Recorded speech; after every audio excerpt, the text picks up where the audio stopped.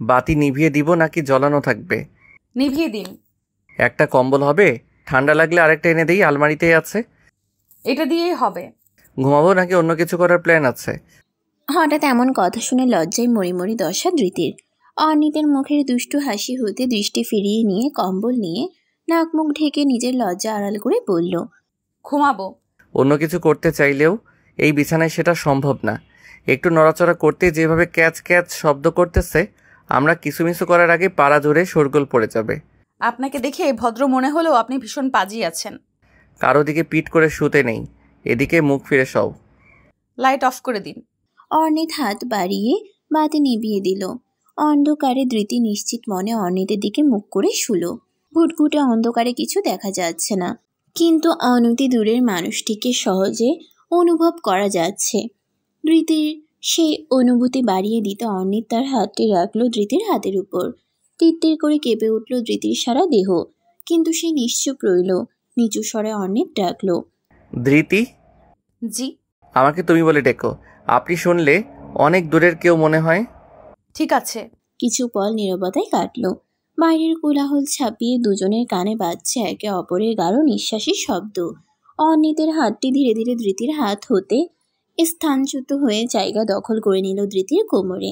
হালকা শক্তি প্রয়োগ করে অর্ণিত ওকে টেনে নিল নিজের কাছে। তোমাকে বিয়ে করে নতুন বর হয়েছি, দলে দলে অফিসের কলিগরা এসে মজা নিয়ে যাচ্ছে। কত দুষ্টু দুষ্টু কথা, হাসি তামাশা, এসবের মাঝে কি কাজ হয়? রাগ হতে গিয়েও হেসে ফেলল ধৃতি। লাজে রাঙা হলো তার মুখ।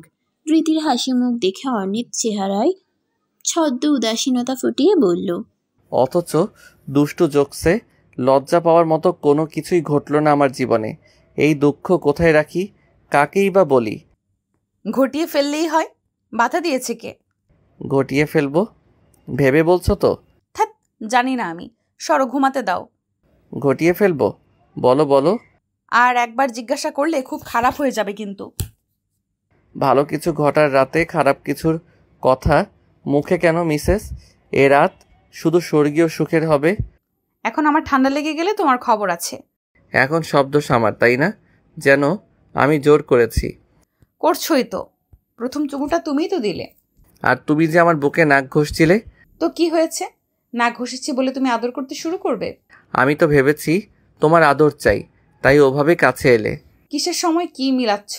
মাথায় সবসময় দুষ্টুমি ঘুরলে এমনই হয়। আবহাওয়া বদলাচ্ছে। এই সময় মাঝরাতে গোসল করলে নিশ্চিত ঠান্ডা লাগবে। তুমি আর আমার ধারে কাছেও আসবে না, বলে দিচ্ছি। এটা কোনো কথা বললে? হ্যাঁ বললাম, এটাই তোমার শাস্তি। কতদিন কাছে আসবো না? 1 মাস। বেশি হয়ে গেল না? 1 সপ্তাহ তবু মানা যায়, কিন্তু 1 মাস অসম্ভব। 1 মাস মানে 1 মাসই। ওয়েট, তোমার ঠান্ডা না লাগার ব্যস্ততা করছি। সেই মধ্যরাতে পা টিপে টিপে রান্নাঘরে গেল অর্ণিত। বাতি না জ্বালিয়ে অন্ধকারে দাঁড়িয়ে চুলায় পানি বসিয়ে দিল। এক হাঁড়ি গরম পানি নিয়ে এসে হাজির হলো ধৃতির সামনে। অর্ণিতের এহেন কর্মকাণ্ডে ধৃতি মিটিমিটি হাসছে। বালতিতে গরম পানি ঢেলে দিয়ে অর্ণিত বলল, নাও, এখন আর ঠান্ডা লাগবে না। এবার শাস্তি মওকুফ করা হোক। ঠিক আছে। 1 মাস থেকে কমিয়ে 1 সপ্তাহ করা হলো। আমিরা আহমেদ কোমরে হাত রেখে চুলার আগুনের দিকে তাকিয়ে আছে। দুশ্চিন্তায় তার মাথার ভেতর মস্তিষ্ক ভন ভন করে ঘুরছে, কিন্তু বাইরে থেকে মাথায় স্থির দেখাচ্ছে। চায়ের পানিতে উতাল এলো। সে জাল কমিয়ে দিয়ে আদা কুচি করে কেটে বাটনায় মিহি করে বেটে নিল। মিহি আদা বাটা চায়ে দিলে ঝাঁঝালো একটা স্বাদ আসে, খেতে ভালো লাগে। মশলার পট খুলে হাতের কাছে যত মশলা পেল চায়ের পানিতে দিয়ে দিল। সাদা এলাচ, লবঙ্গ, দারুচিনি, তেজপাতা সবগুলো দিয়ে আবার পানি জাল করতে থাকলো। ঘরে দুধ নাই, রং চা বানাতে হবে। প্রতি কাপের জন্য 1 চিমটির একটু বেশি চা পাতা দিতে হবে, তবেই চায়ের ঠিকঠাক রং আসবে। পাখির মতো কিচিরমিচির করে রান্নাঘরে এলো দোয়েল। এক গাছে চুল ডান হাতে তর্জনীতে পেঁচাতে পেঁচাতে বলল, মা, বাবা নাস্তা দিতে বললো। তুই যা, আমি নিয়ে আসছি। না, আমাকে নিয়ে যেতে বললো। তুই পারবি না, গরম অনেক, চায়ের কাপ ফেলে দিবি। আমি পারবো, দাও দেখি আমার হাতে। বললাম না পারবি না, যা এখান থেকে। কলেজ থেকে ফিরে সোজা রান্নাঘরে এসেছে ধৃতি। দোয়েলের মাথায় হাত বুলিয়ে একটি আইস ললি ওর হাতে ধরিয়ে দিয়ে বলল, অর্ধেকটা দৌলতের। আইস ললি পেয়ে চায়ের কথা ভুলে ধর দিল দোয়েল। ধৃতি তার মাকে বলল, কি হয়েছে? ওকে ধমকাচ্ছিলে কেন? ঘরে কোনো নাস্তা নাই। তোর বাবাকে কখন থেকে ডাকছি, সেই লোক ইশারাও বোঝে না। সোফায় বসে আছে তো আছেই, মনে হচ্ছে তার পাতায় কেউ সুপার গ্লো লাগিয়ে দিয়েছে। সে উঠতেই পারছে না। বাবার কাছে টাকা নেই, মাসের শেষে হাত ফাঁকা, তাই আসছে না। তাহলে বারবার লোক পাঠিয়ে নাস্তা চাইছে কেন? আমি কোথা থেকে নাস্তা এনে দেব? কি নাস্তা লাগবে বলো, আমি এনে দিচ্ছি। তোর কাছে টাকা আছে? রিক্সা ভাড়া রেখেছিলাম। তো যেতে হবে না, দৌলতকে পাঠিয়ে দে। 1 প্যাকেট ফিট বিস্কুট আর বোম্বে চানাচুর আনতে বল। ভর দুপুরবেলা কার জন্য নাস্তার আয়োজন করছো? 5 বছরের দৌলতকে বারবার মনে করিয়ে দেওয়া হলো ফিট বিস্কিট বোম্বে চানাচুরের নাম। দৌলত অতি উৎসাহে আইস ললিতে কামড় বসাতে বসাতে পাড়ার মোড়ের দোকানের দিকে ছুটল। কাঁধের ব্যাগটি সবজির ডালার উপর রেখে চায়ের কাপে চা ঢালছে ধৃতি।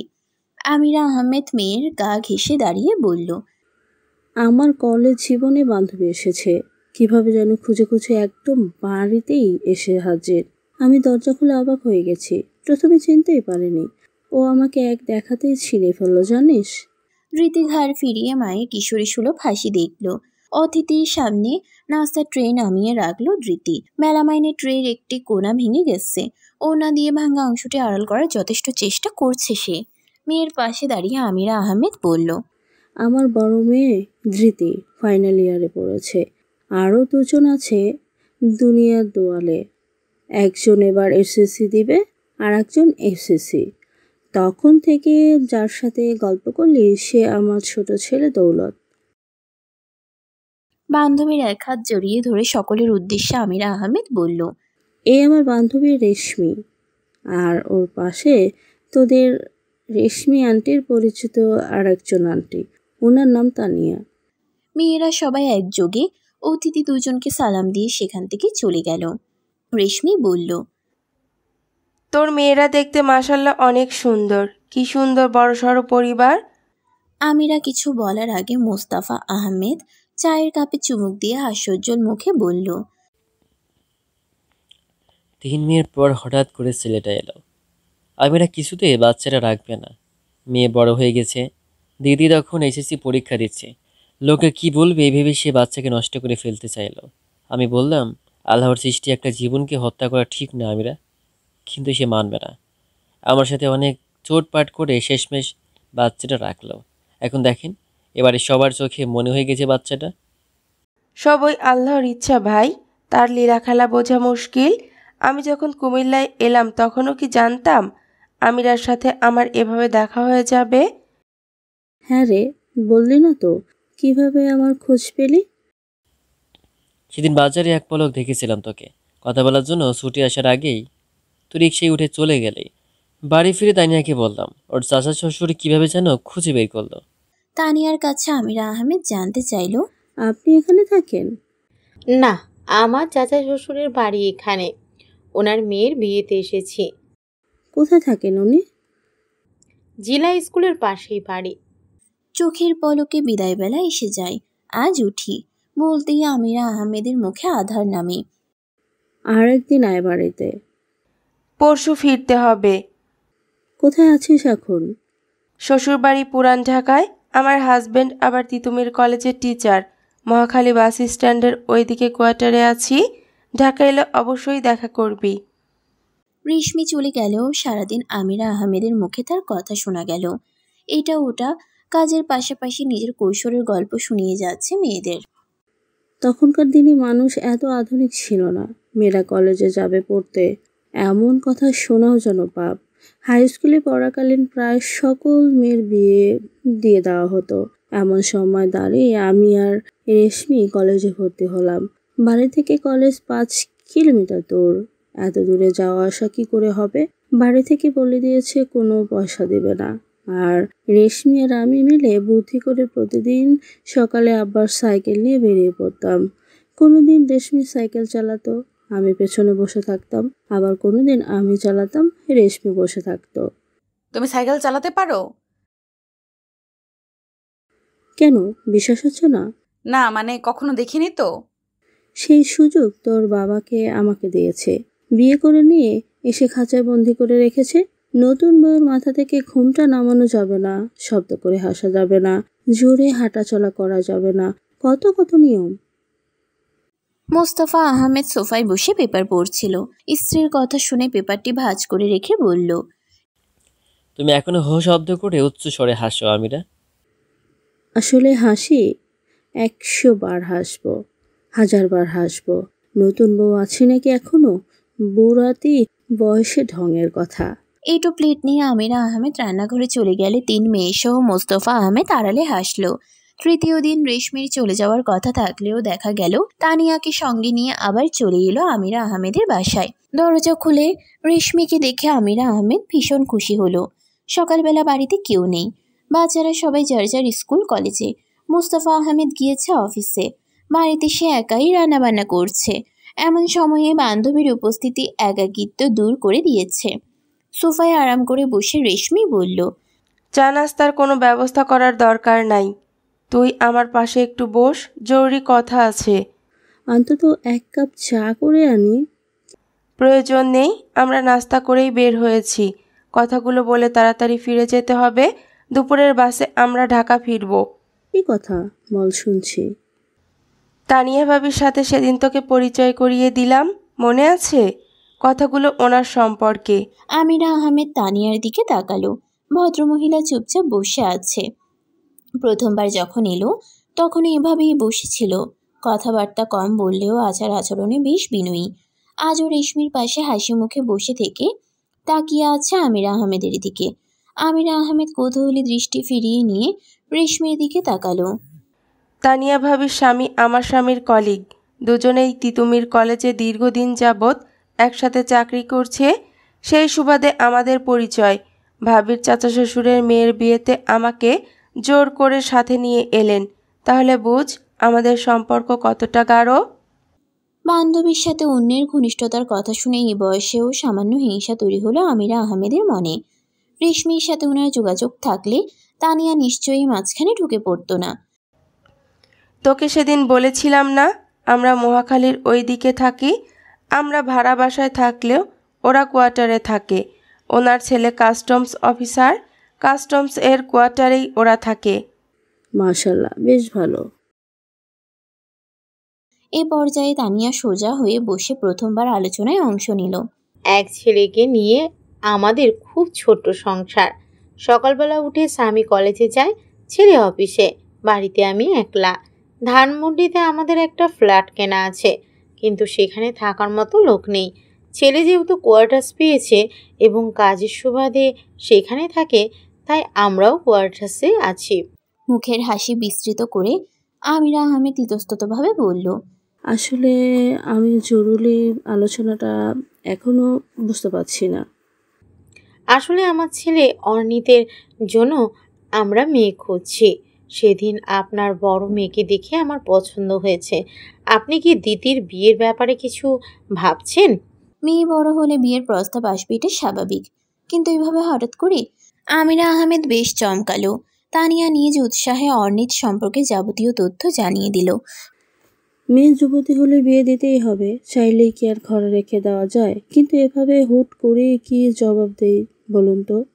ধৃতির বাবা আসুক, কথা বলে তারপর জানাই। রেশমির মোবাইল নাম্বার আপনার কাছে আছে, ওকে জানিয়ে দিলেই হবে। আমি অপেক্ষা করব। মুস্তাফা আহমেদ বাড়ি ফেরা মাত্র ঘরে ঢুকে দৌড় দিল আমির আহমেদ। ফিসফিসিয়ে জানালো সকালে ঘটে যাওয়া অদ্ভুত ঘটনার কথা। সব শুনে মোস্তফা আহমেদ বলল, এত তাড়াহুড়ার কিছু নাই, ছেলে সম্পর্কে খোঁজ নিতে হবে। রেশমি আমার মেয়ের জন্য যেমন তেমন ছেলের প্রস্তাব আনবে?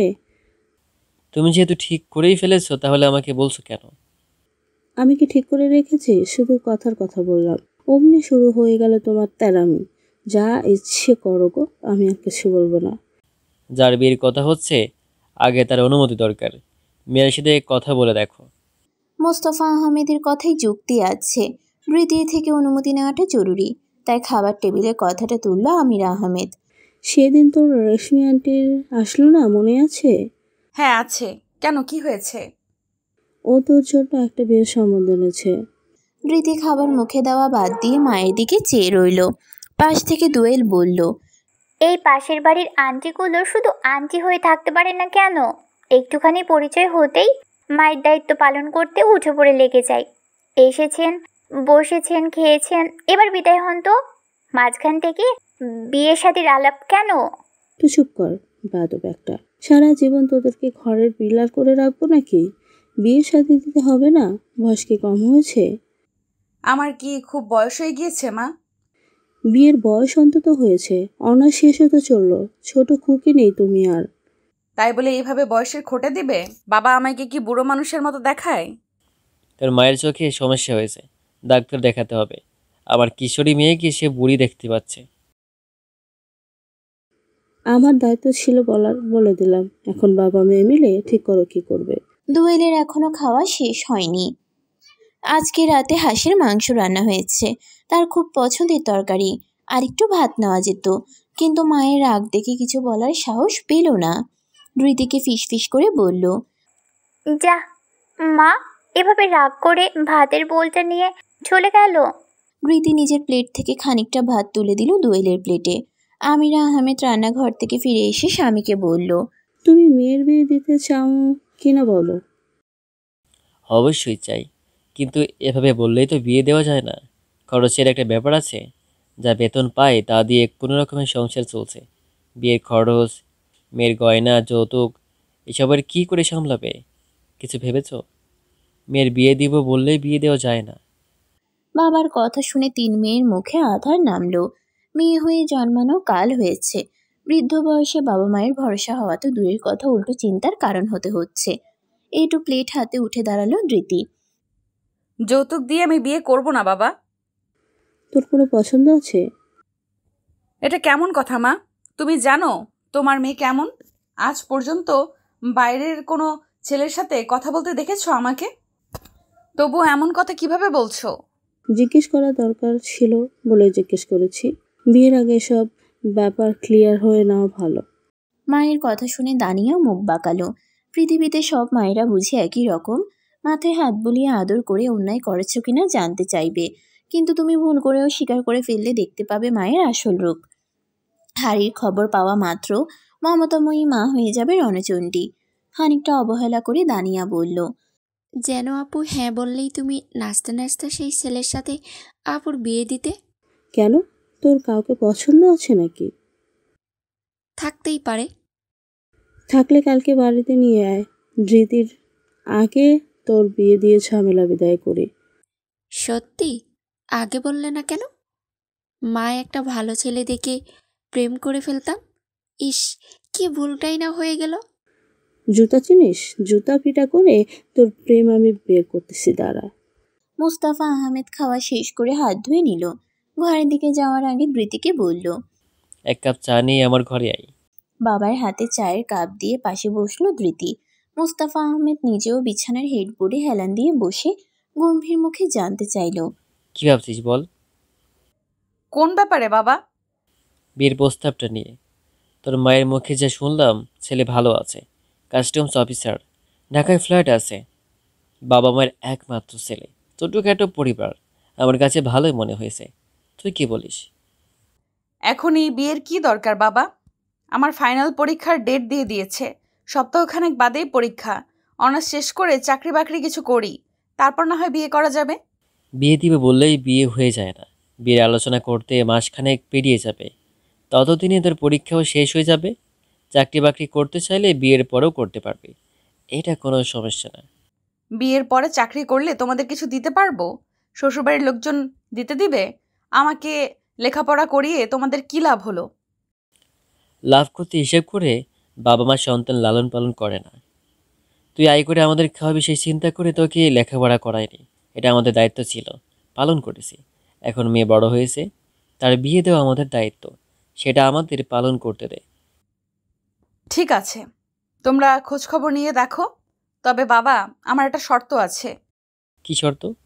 যৌতুক দিয়ে আমি বিয়ে করব না। সে কি, এ যুগে যৌতুক ছাড়া বিয়ে হয় নাকি? কারণ না হলেও আমার হবে। তুই ভাবছিস তোর বাবার যৌতুক দেওয়ার সামর্থ্য নেই? এতগুলো টাকা কোথা থেকে দেবে তুমি? গ্রামের বাড়িতে তোর দাদুর অংশ থেকে যেটুকু ভাগ পেয়েছি সেখান থেকে কিছুটা বিক্রি করে দেব। ওসব নিয়ে তুই ভাবিস না। না বাবা, এমন কিছু তুমি করবে না। ওই জমিটুকু দৌলতের ভবিষ্যৎ, ওটা তুমি নষ্ট করো না। আমার বাবার কষ্টের উপার্জিত টাকা জোর জবরদস্তি করে যেই ছেলে নিয়ে যাবে তার সাথে আমি কিভাবে সুখে থাকবো বলতে পারো? বিয়ের পরে আমার বারবার মনে হবে এটা সংসারে আমার বাবার হাহাকার জড়িয়ে আছে। তোমার দেওয়া সোফায় বসলে মনে হবে এটা আমার বাবার রক্ত জল করা আয় কেনা। তোমার দেওয়া টিভিতে সিনেমা দেখে আমি কিভাবে হাসবো বলো তো? তোমার দেওয়া আলমারিতে কিভাবে দামি শাড়ি গহনা তুলে রাখবো? আমার বারবার মনে পড়বে এই আলমারিটা কিনতে আমার বাবার শার্ট ঘামে ভিজে গিয়েছিল। তুই অযথা ভাবছিস। মেয়ের বিয়ের সময় এগুলো সবাই দেই। হ্যাঁ, আমার কোনো কষ্ট হবে না। তোমার না হোক, আমার হবে। যৌতুক ছাড়া ওরা যদি ছেলের বিয়ে দেয় তবেই আমি রাজি, না হলে আইবুড়ো হয়ে তোমার ঘাড়েই চেপে থাকবো। পারিবারিকভাবে বিয়ের আলোচনায় বিয়ে সম্পন্ন হতে অনেক দিন লেগে যায় বললেও ধৃতির বিয়েতে অনেক দিন লাগলো না। অনার্স পরীক্ষা শেষ হওয়া মাত্র জানুয়ারির শেষ সপ্তাহের কনকনে ঠান্ডায় অর্ণিতের সাথে ধৃতির বিয়ে হয়ে গেল। নতুন বউকে নিয়ে যাওয়া হলো অর্ণিতের দাদের বাড়ি কুমিল্লাতে। বউ ভাতের অনুষ্ঠান সহ যাবতীয় আচার অনুষ্ঠান শেষ করে বউ নিয়ে একেবারে ঢাকায় রওনা দেওয়া হবে। ধৃতি বউ সেজে বসে আছে একটি খাটে। ঘুমটার আড়ালে তার আতঙ্কিত মুখটি দেখা যাচ্ছে না। না, বিয়ে শ্বশুর বাড়ি নিয়ে সে মোটেও আতঙ্কিত নেই। বৃদ্ধ মাসুম বিল্লা আঙিনার মধ্যখানে প্লাস্টিকের চেয়ারে বসে আছেন। খানিক দূরের কুয়াশার দিকে তাকিয়ে লাঠিতে ভর দিয়ে তিনি উঠে দাঁড়ালেন। গম্ভীর স্বরে ডাক দিলেন, আমার নাতির বিয়ে কোনো দোকানপাটে হবে না, বিয়ে আমার বাড়ি থেকেই হবে। মুখের উপর না করতে পারেনি সিরাজ সাহেব। চাচার কথা মেনে একমাত্র ছেলের বিয়ের আয়োজন করেছে কুমিল্লার এই গ্রামের বাড়িতে। সিরাজ, চাচার কাছে দাঁড়িয়ে সিরাজ সাহেব বিনয়ী স্বরে জানতে চাইল, আপনার কিছু লাগবে চাচা? তোমার ছেলে কোথায়? এখানে কোথাও একটা আছে, রান্নার আয়োজনে তদাকরি করছে বোধহয়। ওকে নতুন বউয়ের কাছে পাঠাও। রাত অনেক হলো, খাওয়া দাওয়া কিছু হয়েছে কিনা খোঁজ নাও। আমি শুতে যাচ্ছি। জি, আমি পাঠিয়ে দিচ্ছি। বাবার আদেশে বাইরের সকল কাজের তদারকি রেখে বর বউয়ের জন্য বরাদ্দকৃত ঘরটিতে এসে অর্ণিত বেশ অস্বস্তিতে পড়ে গেল। এখানে এত লোকজন গিজগিজ করছে কে জানতো। যে কজন মহিলাকে দেখা যাচ্ছে তাদের কাউকে অর্ণিত চেনে না। কাঠের দরজায় আঙ্গুল দিয়ে ঠক ঠক শব্দ করা মাত্র সকলের মনোযোগ নিবদ্ধ হলো অর্ণিতের দিকে। শহরে বড় হয়ে ওঠা এই ছেলেটিকে বিয়ের সুবাদে আজকেই সবাই চিনে রেখেছে। দরজায় বরকে দেখে ভাবি মহলে একটুখানি হাসি তামাশা শুরু হলো। কেউ মুখ টিপে হাসছে, কেউ বা আরেকজনকে চিমটি কেটে অর্ণিতকে দেখিয়ে দিচ্ছে। ভিড়ের ভেতর থেকে কেউ একজন বলল, এই বর এসেছে, এবার সকলে বের হ। ওদের আর কতক্ষণ জাগিয়ে রাখবি? চল চল সবাই। হা হা হি হি করে হাসতে হাসতে লাইন ধরে সকলে বেরিয়ে গেল। অর্ণিত ধৈর্য নিয়ে দরজার পাশে দাঁড়িয়ে ঘর ফাঁকা হওয়া পর্যন্ত অপেক্ষা করে দরজা বন্ধ করে দিল। অর্ণিত এগিয়ে এসে বিছানায় পা ঝুলিয়ে বসতেই খাটে আবারও সেই বিচ্ছিরি ক্যাচক্যাচ শব্দ হলো। হক চুকিয়ে গেল অর্ণিত। তা দেখে ঘুমটার আড়ালে হাসলো ধৃতি। তুমি চাইলে ঘুমটা তুলে আরাম করে বসতে পারো। ধৃতি যেন এই কথা শোনার অপেক্ষায় ছিল। তাৎক্ষণিক ঘুমটা নামিয়ে নিয়ে পা সোজা করে আসন পেতে বসলো। তোমার কি খুব শীত করছে? না, আমি ঠিক আছি। বাইরে খাওয়ার জন্য ডাকছে, তুমি কি এই পোশাক পরে খাবার খেতে যাবে? লেহেঙ্গাটা অনেক ভারী। এটা বদলে অন্য কিছু পরে নাও। তোমার লাগেজ দিয়ে গেছে? হ্যাঁ, এখানে কোথাও রাখা আছে, দেখতে হবে। তোমার উঠতে হবে না, বসো, আমি দেখছি। ঘরের এক কোনায় দুটো লাগেজ দেখা যাচ্ছে, একটা অর্ণিতের, অন্যটা অপরিচিত। এটা তোমার? হ্যাঁ, ওটাই। ঠিক আছে, তুমি চেঞ্জ করে নাও। এখানে অ্যাটাচড বাথরুম নেই, ঘরেই চেঞ্জ করে নাও। আমি বাইরে যাচ্ছি। হাত মুখ ধুয়ে নিলে ভালো লাগতো। আচ্ছা দাঁড়াও, মাকে ডেকে দিচ্ছি, ওয়াশরুম একটু দূরে আছে। প্রীতি মাথা দুলিয়ে সম্মতি জানালো। লাগেজ থেকে একটি শাড়ি বের করে অপেক্ষা করতে লাগলো নতুন শাশুড়ির। কিছুক্ষণের মধ্যে তানিয়া এসে মিষ্টি হেসে বলল, গ্রামের বাড়ি বুঝোই তো অবস্থা। টানা বারান্দার শেষ মাথায় টিউবওয়েল। ঢাকা গেলে আর সমস্যা হবে না। আমাদের বাড়িতে অ্যাটাচ বাথরুম আছে। আপাতত 2 দিন ম্যানেজ করে নাও। টিউবওয়েল পার টিনের বেড়া দিয়ে ঘেরা, উপরের অংশ ফাঁকা। খোলা আকাশে মিটমিট করে জ্বলছে তারা। এক পাশে হেলে আছে এক ফালি চাঁদ। খানিকটা দূর হতে বেশি আসছে আত্মীয় মহলের কোলাহল। এমন শোরগোলের মাঝে পোশাক পাল্টাতে বিব্রত বোধ করছে ধৃতি। তানিয়া হয়তো বুঝতে পারল, দরজার পাশে দাঁড়িয়ে বলল, দানিয়াকে পাঠিয়ে দিচ্ছি, তোমাকে হেল্প করবে। দানিয়া দোয়েল খবর পেয়ে ছুটে এলো। শাড়িতে হাজারখানা সেফটি পিন লাগানো হয়েছে। সেগুলো খুলতে গিয়ে তিন বোনের নাবিশ্বাস দশা। দোয়েল মোবাইলের ফ্ল্যাশলাইট জ্বালিয়ে আলো দেখাচ্ছে। দানিয়া খুব সাবধানে সেফটি পিন খুলছে। মূর্তিমান দাঁড়িয়ে ছাড়া ধৃতির কোনো কিছু করার নেই। পিঠের দিকে কোমরের অংশে লাগানো সেফটি পিন খুলতে খুলতে দানিয়া বলল, দুলাভাইয়ের উচিত আমাদের মোটা অঙ্কের পারিশ্রমিক দেওয়া। কেন? দুলাভাইয়ের কাজ আমরা দুজন করে দিচ্ছি। মারবো এক থাপ্পড়। আমি কিছু বুঝিনি, আমাকেও বুঝিয়ে বলো। দোলা ভাইয়ের কোন কাজ আমরা করছি? শাড়ির চেপটিপিন খোলা বিয়ের রাতের সবচেয়ে কঠিন কাজ। দানিয়া খুব পাকনামি হয়ে যাচ্ছে না? বড্ড বার বেড়েছিস। এতক্ষণ কোথায় ছিলি তোরা? আমি খুঁজে খুঁজে হয়রান। অপরিচিত জায়গা এদিক সেদিক ঘুরবি না। ড্রয়িং রুমে ছিলাম। তোমার শাশুড়ি এক গেদা নাস্তা দিয়ে বসিয়ে রেখেছিল, ওখানে ভাইয়ার কাজিনদের সাথে গল্প করছিলাম। দানিয়া টিউবওয়েল চেপে দিচ্ছে। দোয়েল এখনো আলো দেখাচ্ছে। ঠান্ডা পানি দিয়ে হাত মুখ ধুতে গিয়ে গা শিউরে উঠছে ধৃতির। নতুন শাড়ি গায়ে জড়িয়ে কাঁপতে কাঁপতে ফিরে এলো ঘরে। অনিত ঘরেই ছিল। দানিয়াও দোয়েলকে দেখে বলল, তোমরা ডিনার করেছো? না, একটু আগেই নাস্তা করেছি, আমাদের ক্ষুধা নেই। প্রচুর ঠান্ডা পড়েছে, বেশি রাত জেগো না, খেয়ে শুয়ে পড়তে হবে। চলো, আমাদের সাথে খাবে। সবাই মিলে ঘর ছাড়ার উদ্দেশ্যে বের হতেই যাচ্ছিল। তানিয়া এলো ভাতের প্লেট হাতে নিয়ে। বাইরে যাওয়ার দরকার নেই, ওদিকে অনেক ভিড়। পাড়া প্রতিবেশীরা খেতে বসেছে, তোমরা এখানে বসেই খেয়ে নাও, যা লাগে আমি এনে দিচ্ছি। বিছানার উপর পুরাতন ওড়না বিছিয়ে দিয়ে ওরা খেতে বসলো। প্লেট হাতে নেওয়ার আগে ধৃতি বলল, মা, আপনি খেয়েছেন? বাইরে ননদ জায়রা আছে, ওনাদের সাথে খেতে বসবো। তোমরা খেয়ে নাও, কালকে সকালে আবার তোমার বাবার বাড়ির লোকজন তোমাদের নিতে আসবে। টানা জার্নি করার জন্য বিশ্রাম দরকার। খাওয়া দাওয়া শেষে যে যার রুমে শুয়ে পড়ো। পোশাক পাল্টে ফিরলেও ধৃতির মাথার খোপা এখনো অক্ষত রয়েছে। ঘরের চারদিকে তাকিয়ে কোনো ড্রেসিং টেবিল দেখতে না পেয়ে ধৃতি চিন্তায় পড়ে গেল। এক গাদা ববি পিন মাথায় নিয়ে সে কিভাবে ঘুমোবে। দরজা বন্ধ করে ফিরে এসে ধৃতিকে চিন্তিত দেখে অনিত জানতে চাইল, কোনো সমস্যা হচ্ছে? খোপা খুলতে হতো, কিন্তু ঘরে কোনো আয়না দেখছি না। খোপা খুলতে আয়না লাগবে কেন? পার্লার থেকে চুল বেঁধে দিয়েছিল, অনেকগুলো ববি পিন সেট করা আছে। এসো, আমি খুলে দিচ্ছি। জি, আপনি? কেন, তোমার কি মনে হচ্ছে আমি খুলতে পারবো না? সেরকমটা নয়। তবে বসো এখানে। বিছানার এক পাশে পা ঝুলিয়ে বসলো ধৃতি। পেছনে দাঁড়িয়ে খুব সাবধানে ওর চুল থেকে ববি পিন খোলার কাজটি করছে অর্ণিত। প্রায় আধা ঘন্টা সময় ব্যয় করে ধৃতির চুল থেকে সবগুলো পিন বের করে অর্ণিত দাঁড়ালো ধৃতির সামনে।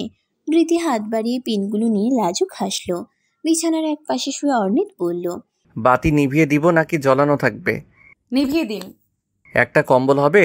ঠান্ডা লাগলে আরেকটা এনে দেই, আলমারিতেই আছে। এটা দিয়েই হবে। ঘুমাবো নাকি অন্য কিছু করার প্ল্যান আছে? হঠাৎ এমন কথা শুনে লজ্জায় মরি মরি দশা ধৃতির। অর্ণিতের মুখের দুষ্টু হাসি হতে দৃষ্টি ফিরিয়ে নিয়ে কম্বল নিয়ে নাক মুখ ঢেকে নিজের লজ্জা আড়াল করে বলল, ঘুমাবো। অন্য কিছু করতে চাইলেও এই বিছানায় সেটা সম্ভব না। একটু নড়াচড়া করতে যেভাবে ক্যাচ ক্যাচ শব্দ করতেছে, আমরা কিসুমিসু করার আগে পাড়া জোরে শোরগোল পড়ে যাবে। আপনাকে দেখে ভদ্র মনে হলেও আপনি ভীষণ পাজি আছেন। কারো দিকে পিঠ করে শুতে নেই, এদিকে মুখ ফিরে সও। লাইট অফ করে দিন। অর্ণিত হাত বাড়িয়ে বাতি নিভিয়ে দিল। অন্ধকারে ধৃতি নিশ্চিত মনে অর্ণিতের দিকে মুখ করে শুলো। ঘুটঘুটে অন্ধকারে কিছু দেখা যাচ্ছে না, কিন্তু অনতি দূরের মানুষটিকে সহজে অনুভব করা যাচ্ছে। ধৃতির সেই অনুভূতি বাড়িয়ে দিতে অর্ণিত তার হাতটি রাখলো ধৃতির হাতের উপর। তীর করে কেঁপে উঠল ধৃতির সারা দেহ, কিন্তু সে নিশ্চুপ রইল। নিচু স্বরে অর্ণিত ডাকলো, ধৃতি। জি। আমাকে তুমি বলে ডেকো, আপনি শুনলে অনেক দূরের কেউ মনে হয়। ঠিক আছে। কিছু পল নীরবতায় কাটলো। বাইরের কোলাহল ছাপিয়ে দুজনের কানে বাজছে একে অপরের গাঢ় নিঃশ্বাসের শব্দ। অর্ণিতের হাতটি ধীরে ধীরে ধৃতির হাত হতে স্থানচ্যুত হয়ে জায়গা দখল করে নিল ধৃতির কোমরে। হালকা শক্তি প্রয়োগ করে অর্ণিত ওকে টেনে নিল নিজের কাছে। নিজেকে সামলে নিতে আপনা থেকেই ধৃতির হাত চলে গেল অর্ণিতের বলিষ্ঠ বুকে। অর্ণিত গাঢ় স্বরে ডাকলো, Dhriti. Good night. Good night. Customs officers কোয়ার্টারের 3 তলার বারান্দায় বসে আছে ধৃতি। আজ 1 সপ্তাহ হলো সে কুমিল্লা ছেড়ে ঢাকায় এসেছে। নতুন মানুষ, নতুন বাড়ি, নতুন পরিবেশ। ধৃতির ঠিক কেমন লাগছে সে সঠিকভাবে অনুধাবন করতে পারছে না। কুমিল্লা থেকে যেদিন রওনা দিয়েছিল সেদিন এ বাড়িতে পৌঁছাতে রাত গড়িয়ে গিয়েছিল। কোনো রকম দুমুঠো খেয়ে ঘুম। আজ প্রথম ধৃতির এই বারান্দায় এসে বসল। গত কয়েকটা দিন বন্ধু বান্ধব এবং আত্মীয় স্বজনের নিমন্ত্রণ রক্ষা করতে করতে ধৃতির নাবিশ্বাস দশা। নতুন দম্পতিকে দাওয়াত দিয়ে একবেলা খাওয়ানোর যেন প্রতিযোগিতা শুরু হয়ে গিয়েছিল। ঘুম থেকে এখনো জাগেনি তানিয়া। দরজা থেকে উঁকি দিয়ে তানিয়ার ঘুমন্ত মুখটি দেখে ধৃতি আর ঘরের ভিতর প্রবেশ করল না। চলে গেল রান্নাঘরে। মাগরিবের আজানের শব্দে ধরফর করে জেগে উঠল তানিয়া। সিরাজ সাহেবের বাড়ি ফেরার সময় হয়ে গিয়েছে, অথচ সে এখনো চা নাস্তার ব্যবস্থা করেনি। স্বামীর হুঙ্কারের আতঙ্কে তানিয়ার ঘুম উড়ে গেল। ঝটপট বিছানা ছেড়ে ছুটল রান্নাঘরে। সেখানে ব্যস্ত ধৃতিকে দেখে তানিয়া বলল, তুমি এত তাড়াতাড়ি উঠেছো কেন? নাস্তা বানানোর জন্য আমি আসছিলামই। ঘুম আসছিল না মা, তাই উঠে পড়লাম। ভাত ঘুমের অভ্যাস নেই বুঝি? আছে, কিন্তু এই কয়েকদিনে বোধ হয় অভ্যাসটা বিগড়ে গিয়ে সব রুটিন এলোমেলো হয়ে গিয়েছে। বিয়ের প্রথম কয়েকদিন এমন হবে। নতুন ঘর সংসার মানিয়ে নিতে একটু সময় লাগে। সংসারে থিতু হয়ে গেলে দেখবে সব কিছু আবার আগের মতো হয়ে গিয়েছে। সরো দেখি, বাকিটা আমি বানিয়ে নিচ্ছি, তুমি গিয়ে বসো। পকোড়া বানানো শেষ, এখন শুধু চা বানানো বাকি। আমি বানিয়ে নিচ্ছি, আপনি ফ্রেশ হয়ে নিন মা। সারাদিনের ক্লান্তি দূরীকরণ চায়ের কাপে চুমুক দিয়ে আর চোখে ধৃতির দিকে তাকালো অর্ণিত। নিজের চায়ের কাপে চুমুক দিয়ে চোখের ইশারায় ধৃতি জানতে চাইল কি হয়েছে। পাশে বসে থাকা ধৃতির দিকে খানিক ঝুঁকে অর্ণিত ফিসফিসিয়ে বলল, চায়ের স্বাদ অচেনা লাগছে। তুমি বানিয়েছো? আমি বানিয়েছি। ভালো হয়নি? ভালো হয়নি কখন বললাম? তাহলে জানতে চাইছো কেন? আজকে চায়ের স্বাদ অন্যরকম লাগছে বলে কনফার্ম হয়ে নিলাম। কিরকম লাগছে? বিদঘুটে? বউ বউ স্বাদ পাচ্ছি। শীতের কুয়াশার চাদরে চারদিকে ঠেকে গেছে। রাত গভীর না হলে জাদুর নগরী ঢাকায় শীতের তীব্রতা বোঝা যায় না। রান্নাঘরের যাবতীয় কার্য সম্পন্ন করে মাত্রই ঘরে এলো ধৃতি। বিছানার হেডবোর্ডে হেলান দিয়ে ল্যাপটপে কাজ করছিল অর্ণিত। ধৃতিকে ঘরে প্রবেশ করতে দেখে একবার চোখ তুলে চেয়ে বলল, কাজ শেষ তোমার? লম্বা চুলে বেনি গাঁততে গাঁততে ধৃতি নিজেই কথা শুরু করে। অফিসের দিন কেমন কাটলো তোমার? ভালো, বেশ ভালো। তারপর আবার নীরবতা। ধৃতির খানিক মন খারাপ হলো। সে যে মানুষটার সাথে কথা বলতে চাইছে, মানুষটা কি তা বুঝতে পারলো না? এত বোকা কেন মানুষটা? কথা খুঁজে না পেলে অন্তত প্রশ্নের বিপরীতে আরেকটা প্রশ্ন ছুড়ে দিতে পারত। ধৃতি তার দিন কেমন কেটেছে জানতে চেয়েছে। সেও কি একবার ধৃতির কথা জানতে চাইতে পারতো না? ধৃতি মুখ ভার করে নিজের কাজ শেষ করে বিছানায় চলে গেল। মোটা কম্বল গায়ে মুড়িয়ে চুপচাপ শুয়ে পড়ল। ধৃতির মুখে মেঘের কালো ছায়া দেখে আড়ালে হাসল অর্ণিত। হাতের কাজটা তৎক্ষণাৎ বাকির খাতায় তুলে রেখে ল্যাপটপ বন্ধ করলো। ওটাকে বেড টেবিলে রেখে ধৃতির দিকে ঝুঁকে বলল, ঘুমিয়ে পড়লে নাকি? না, কি হয়েছে? অফিসের কথা জানতে চাইলে অথচ পুরো কথা না শুনেই ঘুমাতে চলে গেলে। খুব টায়ার্ড? আমি তোমাকে এড়িয়ে গেছি নাকি তুমি আমাকে সময় না দিয়ে এই সময়েও অফিসের কাজে ব্যস্ত হয়ে আছো? কি আর করবো বলো, বিয়ের ছুটির কারণে কতগুলো কাজ জমে আছে।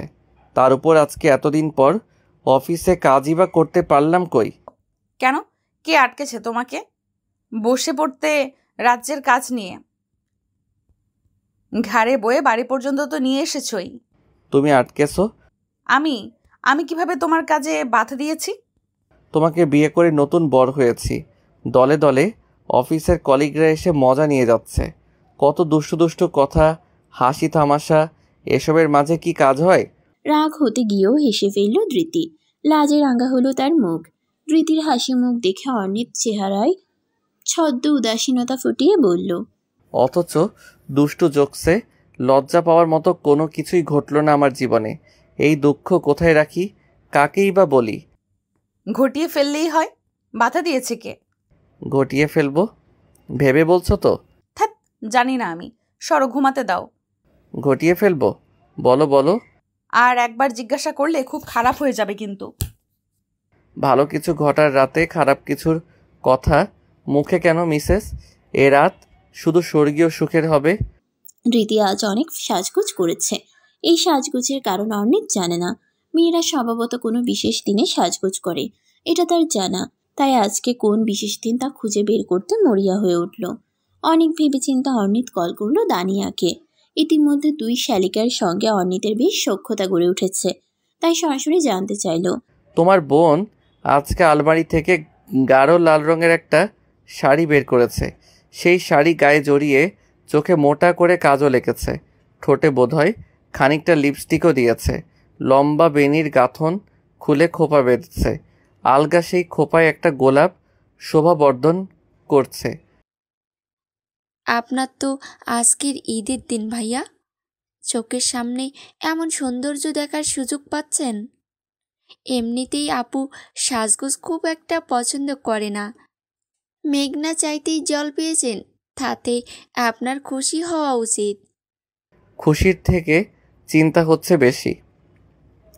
এই সাজগোজের রহস্য উদ্ধার করতে পারছি না, তোমার সাহায্য প্রয়োজন।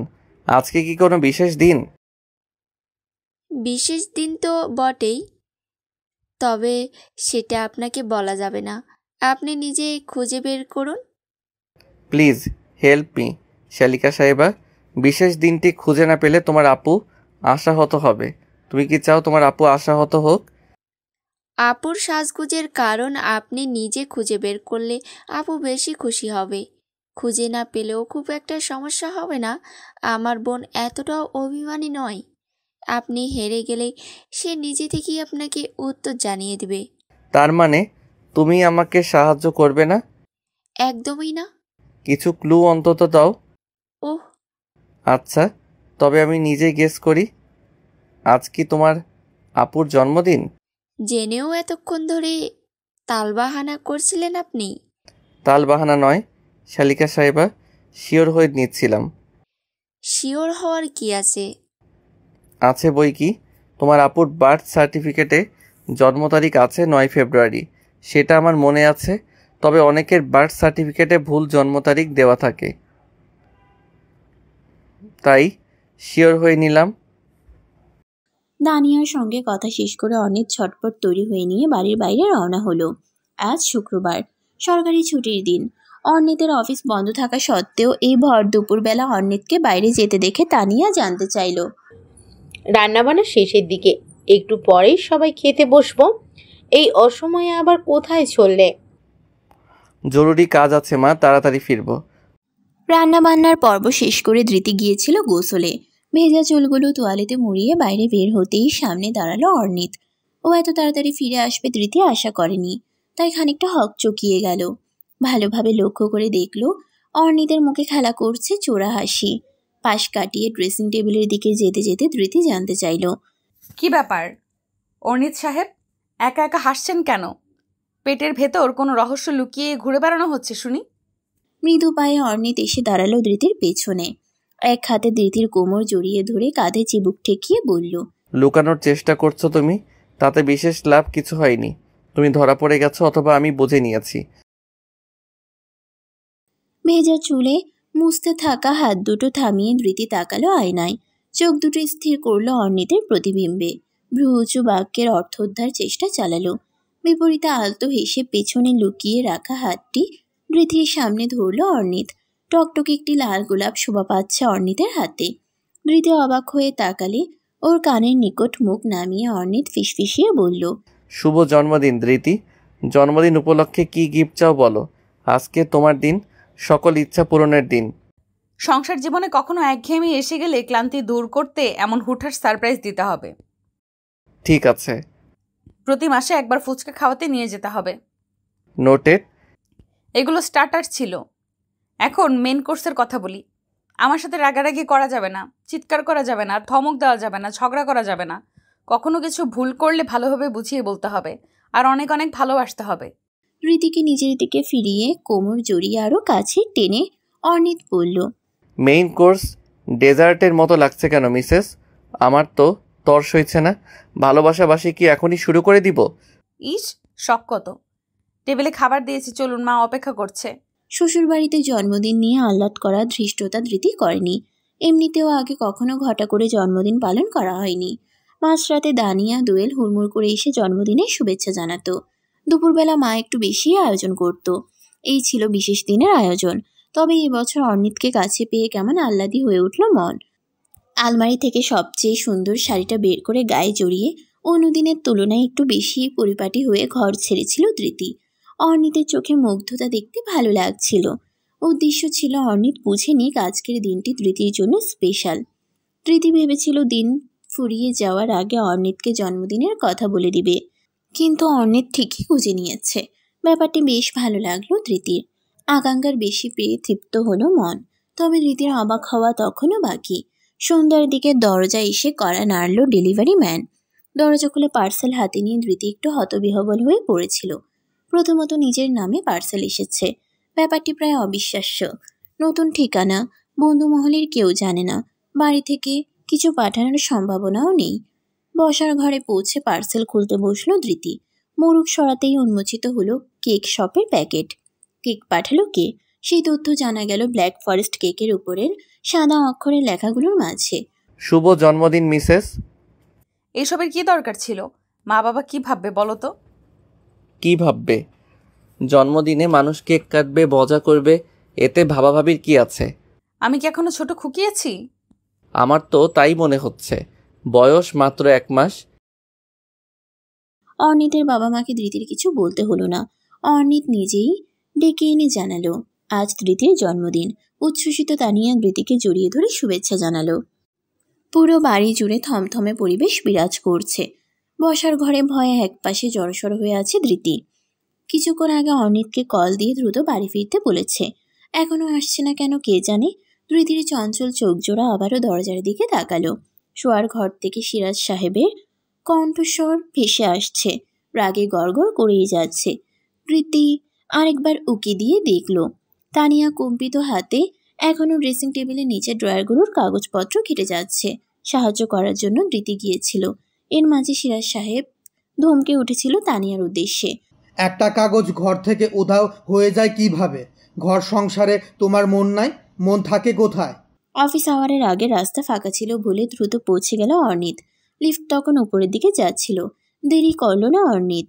সিঁড়ি বেয়ে দ্রুত নিজেদের ফ্ল্যাটে চলে এলো। অর্নিতকে দেখে দেহে প্রাণ ফিরে পেল ধৃতি। দ্রুত অর্নিতের পাশে দাঁড়িয়ে ফিসফিসিয়ে বলল, বাবা ভীষণ ক্ষেপেছেন, তখন থেকে মাকে ধমকে যাচ্ছেন, তুমি কিছু করো। সিরাজ সাহেবের এমন স্বভাবের সাথে অর্নি পরিচিত। ধৃতি নতুন মানুষ তাই ভয় পেয়েছে। অর্নিত ঘাবড়ালো না। ধৃতিকে শান্ত থাকতে বলে ঘরমাক্ত শরীরে ছুটল বাবা মায়ের রুমে। ছেলেকে দেখে কিছুটা সাহস পেল তানিয়া। শুষ্ক মুখে অর্নিতের দিকে হতাশা মিশ্রিত চোখে চাইল। সেদিকে এক পলক তাকিয়ে অর্নিত বলল, কি হয়েছে? এই নির্বোধ মহিলাকে জরুরি কাগজপত্র রাখতে দিয়েছিলাম, সে এখন খুঁজে পাচ্ছে না। অথচ রাখতে দেওয়ার সময় আমি হাজারবার বলেছিলাম ভালোভাবে রাখবে, খুব জরুরি কাগজ। ভালোভাবেই তো রেখেছিলাম। আমার স্পষ্ট মনে আছে নিচের ড্রয়ারে কাগজগুলো রেখেছিলাম। তাহলে গেল কোথায়? কাগজের ডানা গজিয়েছে, উড়ে গেছে? কাগজগুলো এইভাবে হারিয়ে যাওয়ার উপযুক্ত কারণ খুঁজে পাচ্ছে না তানিয়া। তাই মাথা নিচু করে ঠান্ডা মেঝেতে বসে রইল। স্ত্রীর এমন দায়িত্বহীনতায় সিরাজ সাহেব ভর্ৎসনা করে বলল, ঘর সংসারে মন নাই এই মহিলার। কাজের কাজ কিছুই করতে পারে না, শুধু খাওয়া দাওয়া আর ঘুম। বসে বসে খাচ্ছে তো, কষ্ট কিভাবে বুঝবে? গায়ে হাওয়া লাগিয়ে সারাদিন ঘুরে বেড়ায়। সংসার করতে ভালো না লাগলে বের হয়ে যাও আমার বাড়ি থেকে। এমন দায়িত্ব জ্ঞানহীন স্ত্রী লোক দিয়ে সংসার চলে না। কিসের কাগজ ছিল? ইন কোর্স এক্সামের কোশ্চেন পেপার। ডক ফাইল নেই তোমার কাছে? না। কার কাছে আছে? অফিসের পিসিতে। ওখান থেকে আবার প্রিন্ট আউট করে নিলেই তো হয়, এত হল্লা করার কি আছে? কেন আবার প্রিন্ট করব? এক কাজ দ্বিতীয়বার কেন করতে হবে? ওকে আমি কাগজগুলো রাখতে দিছি, ও সেটা যত্ন করে তুলে রাখলো না কেন? সামান্য একটা ব্যাপার নিয়ে ঝামেলা বাড়িও না। যা হারিয়ে গেছে তার পেছনে সময় ব্যয় করে লাভ নেই, আবার প্রিন্ট করে নাও। ঘর থেকে বের হওয়ার সময় মায়ের দিকে একবার আর চোখে তাকালো অর্ণিত। বিষাদগ্রস্ত দৃষ্টি মেলে অর্ণিতকেই দেখছে তানিয়া। বরাবরের মতো মাকে এড়িয়ে বাইরে বেরিয়ে আসতেই দেখলো ঘরের দরজায় দাঁড়িয়ে আছে ধৃতি। ভয়ার্ত চেহারা নিয়ে উকি দিয়ে দেখছিল ঘরের ভেতরকার দৃশ্য। অর্ণিতকে বের হতে দেখে সেও দরজা ছেড়ে দাঁড়ালো। নিজের ঘরে পৌঁছাতেই হাঁফ ছেড়ে ধৃতি বলল, বাবার এত রাগ, পুরো বাড়ি কাঁপছিল যেন। ভয় পেয়েছিলে তুমি? তা খানিকটা পেয়েছিলাম। হঠাৎ পাশের ঘর থেকে বাবার ধমক শুনে চমকে উঠেছিলাম। এমনিতেই বাবাকে আমার ভীষণ ভয় করে, সারাক্ষণ কেমন মুখ গোমড়া করে থাকে। দেখলে মনে হয় এই বুঝি দিল এক ধমক। স্টুডেন্টদের পড়াতে পড়াতে এমন কাঠখোট্টা হয়ে গিয়েছে, কলেজে সারাক্ষণ গম্ভীর মুখে থাকার অভ্যাসটা বাড়িতেও বহাল হয়ে গিয়েছে। তাছাড়া দীর্ঘদিন ধরে একই পেশায় থাকতে থাকতে খানিকটা খিটমিটেও হয়ে গিয়েছে। অবসর নিলে ধীরে ধীরে ঠিক হয়ে যাবে।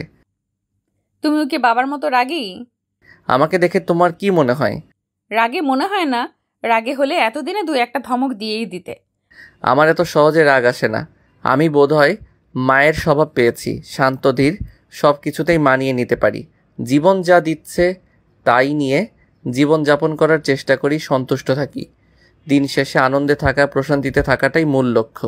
আপনি এভাবে ভাবেন, অথচ আপনার বাবা তার উল্টো ধরনের মানুষ। আপনি বাবাকে বোঝান না কেন? মায়ের জন্য আপনার কষ্ট হয় না? মা সারাক্ষণ বাবার ভয়ে কেমন তটস্থ হয়ে থাকে। প্রত্যেক মানুষ আলাদা, তাদের স্বভাব আলাদা। আমরা চাইলেও আরেকজনের স্বভাব বদলাতে পারবো না। তাছাড়া নিজেকে বদলানোর মতো বয়সও আর বাবার নেই। শুধরানোর বয়স পেরিয়ে এসেছে, আর মাও নিজের জীবনে অভ্যস্ত। 35 বছর ধরে এভাবেই সংসার করে আসছে। এসব ঝগড়া ঝামেলা তাদের জীবনের একটা অংশ। আমরা অন্যের দাম্পত্য জীবনে না ঢুকি। তারা যেভাবে ভালো থাকতে চায় তাদেরকে থাকতে দেই, ঠিক আছে? সপ্তাহ খানেক ধরে ধৃতি শুধু ভাবল। তারপর একদিন বিকালবেলা তানিয়ার ঘরে ঢুকে নিজের মতো করে খানিক গোছগাছ করল। সন্ধ্যায় চায়ের আসরে সবাই বসলে ধৃতি অনেকখানি সাহস সঞ্চার করে সিরাজের দিকে একটি চাবি এগিয়ে দিল। সেটি হাতে নিয়ে সিরাজ সাহেব জানতে চাইল, এটা কিসের চাবি? আপনাদের ঘরের ড্রেসিং টেবিলের নিচের ড্রয়ারের চাবি। অপ্রয়োজনীয় জিনিসপত্র সরিয়ে ড্রয়ারটি আমি ফাঁকা করে দিয়েছি।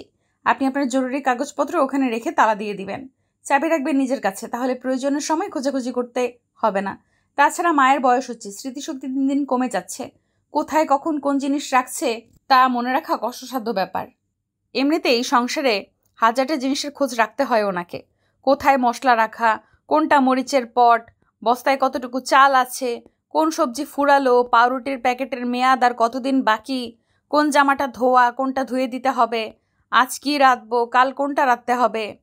এত কিছু মস্তিষ্কে ভরে আমাদের চলতে হয়।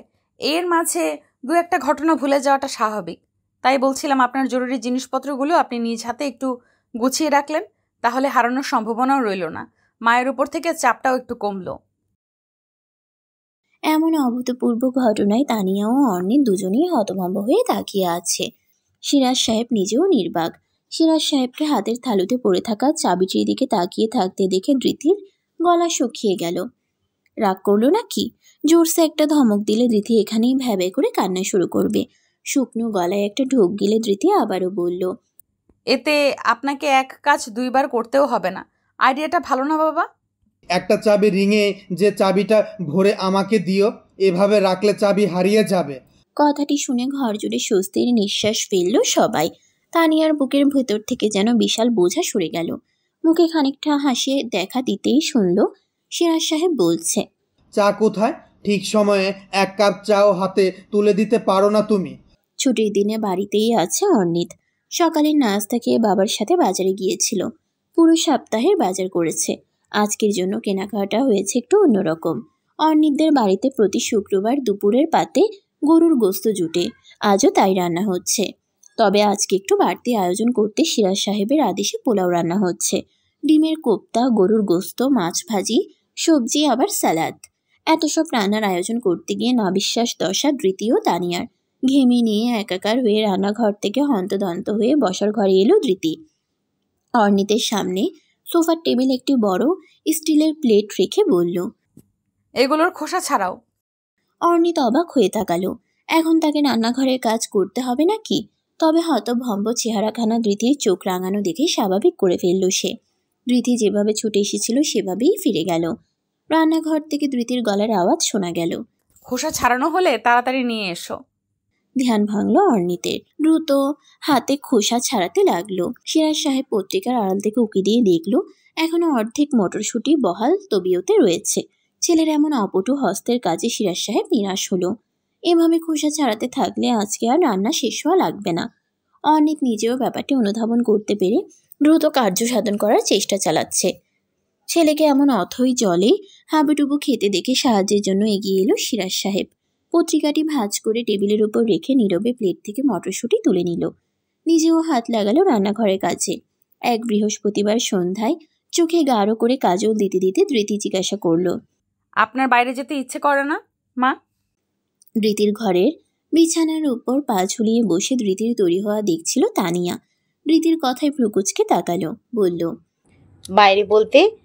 এই ধরুন পার্কে ঘুরতে গেলেন, কিংবা মেহমানদের বাড়িতে বেড়াতে গেলেন, অথবা বিকেলবেলা বাড়ির সামনের রাস্তায় একটু হাঁটতে বের হলেন, ইচ্ছে করে না? আগে টুকটার বের হতাম অনিতের বাবার সাথে, মার্কেটে যেতাম শপিং করতে, কলিগের বাড়িতে দাওয়াত, কলেজের অনুষ্ঠান, এসবে আর কি। এখন আর ইচ্ছে করে না। বয়স বাড়ছে, সেই সাথে বাড়ছে শারীরিক দুর্বলতাও। ঘরের কাজ শেষ করে দুদণ্ড চিরতেই পারলেই শান্তি। আজকে আমাদের সাথে চলুন, ফুচকা খাবো। পাগল হয়েছ? এই বয়সে ফুচকা খেতে যাব? ওসব তোমাদের শোভা পায়। যাও গিয়ে ঘুরে এসো। আমাদের বয়সে আমরাও অনেক ঘুরেছি। সন্ধ্যার আবছা অন্ধকারে খোলা আকাশের নিচে শীতল পাটি বিছিয়ে রাখা, তার উপর পা মুড়ে বসে আছে ধৃতি ও অর্ণিত। ধৃতির সামনে দুটো ফুচকার প্লেট। একটি প্লেটের অর্ধেক ফুচকা সে ইতিমধ্যে খেয়ে ফেলেছে, অন্য প্লেটের ফুচকাগুলোও খাবে। ধৃতির সামনে পানির বোতল হাতে নিয়ে বসে আছে অর্ণিত। কিছুক্ষণ আগে ধৃতির জোড়াজুড়িতে সে একটি ফুচকা খেয়েছে। এত আদর মাখা কণ্ঠে ধৃতি অনুরোধ করলো যে অর্ণিত না করতে পারেনি। তার উপর ধৃতি ভীষণ যত্ন করে নিজ হাতে খাইয়ে দিয়েছে। গ্রহণ না করে কোনো উপায় ছিল না। কিন্তু ফুচকা খেয়ে অর্ণিতের মরমর দশা। এত ঝাল, এখনো অর্ণিতের মুখের ভেতরটা এখনো জ্বলে পুড়ে যাচ্ছে। প্লেটের ফুচকা শেষ করে সামনে রাখা দই ফুচকার প্লেটটি টেনে নিল ধৃতি। অর্ণিতের দিকে তাকিয়ে বলল, দই ফুচকা খাবে? এটাতে বেশি ঝাল নাই, খেয়ে দেখো। আমার যথেষ্ট খাওয়া হয়েছে, আর ইচ্ছে নেই, তুমিই খাও। আরও খেতে চাইলে বলো, আরেক প্লেট অর্ডার দেই। দিলে ভালো হয়, পেটে এখনো কিছুটা জায়গা বাকি আছে, মনে হচ্ছে আরেক প্লেট খেতে পারবো। আর এটা দই ফুচকা দিতে বলো। ছাদে কাপড় শুকাতে দেওয়ার কাজটি ধৃতি নিজের কাঁধে নিয়েছে। এই ভর দুপুরে অবশ্য ছাদ ফাঁকা থাকে। রোদে কাপড় মেলে দিতে দিতে ছাদে এসে উপস্থিত হলো উপমা। বাবা মা ও ভাইয়ের সাথে এই বিল্ডিংয়ে থাকে উপমা। উপমাকে বেশ ভালো লাগে ধৃতির। প্রথম দিকে কয়েকবার লিফটে দেখা হয়েছিল। চোখাচোখি হতেই দুজনে মৃদু হেসে নীরব অভ্যর্থনা জানিয়েছিল দুজনকে। তবে প্রথম আলাপ হয়েছিল এই ছাদে। সেদিনও কাপড় মেলতে এসেছিল ধৃতি। উপমাও এসেছিল একটা মাঝারি বালতি হাতে। আজও উপমার হাতে শোভা পাচ্ছে ভেজা কাপড়ের বালতি। ধৃতি বলল, আজকে কি ধুয়েছো? জানালার পর্দাগুলো ময়লা হয়ে প্রায় কালো হয়ে গিয়েছিল, এগুলা ধুয়ে দিলাম। পাঁচতলায় এত ধুলাবালি কিভাবে আসে আমি বুঝি না। কয়েকদিন আগেই না এগুলো ধুয়ে দিলে? তোমার কি সূচিবাই আছে নাকি উপমা? কি যে বলো না আপু, কয়েকদিন আগে হবে কেন, 2 সপ্তাহ আগেই ধুয়েছি। আর আমি মাসেও একবার ধুতাম না, শ্বশুরবাড়ি এসে লজ্জায় পড়ে ধুতে হচ্ছে। এমনিতেও কাপড় ধোয়া আমার খুব বিরক্ত লাগে। আর আমার বিরক্ত লাগে চুপচাপ বসে থাকলে। ব্যস্ত থাকতে আমার খুব ভালো লাগে। চট করে দিন শেষ হয়ে যায়। যেদিন কোনো কাজ থাকে না সেদিনটা যেন শেষই হতে চায় না।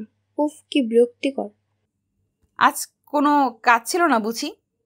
না, এই জন্য জানালার সব পর্দা খুলে ধুয়ে দিলাম। হঠাৎ কাজ কমে গেল কেন?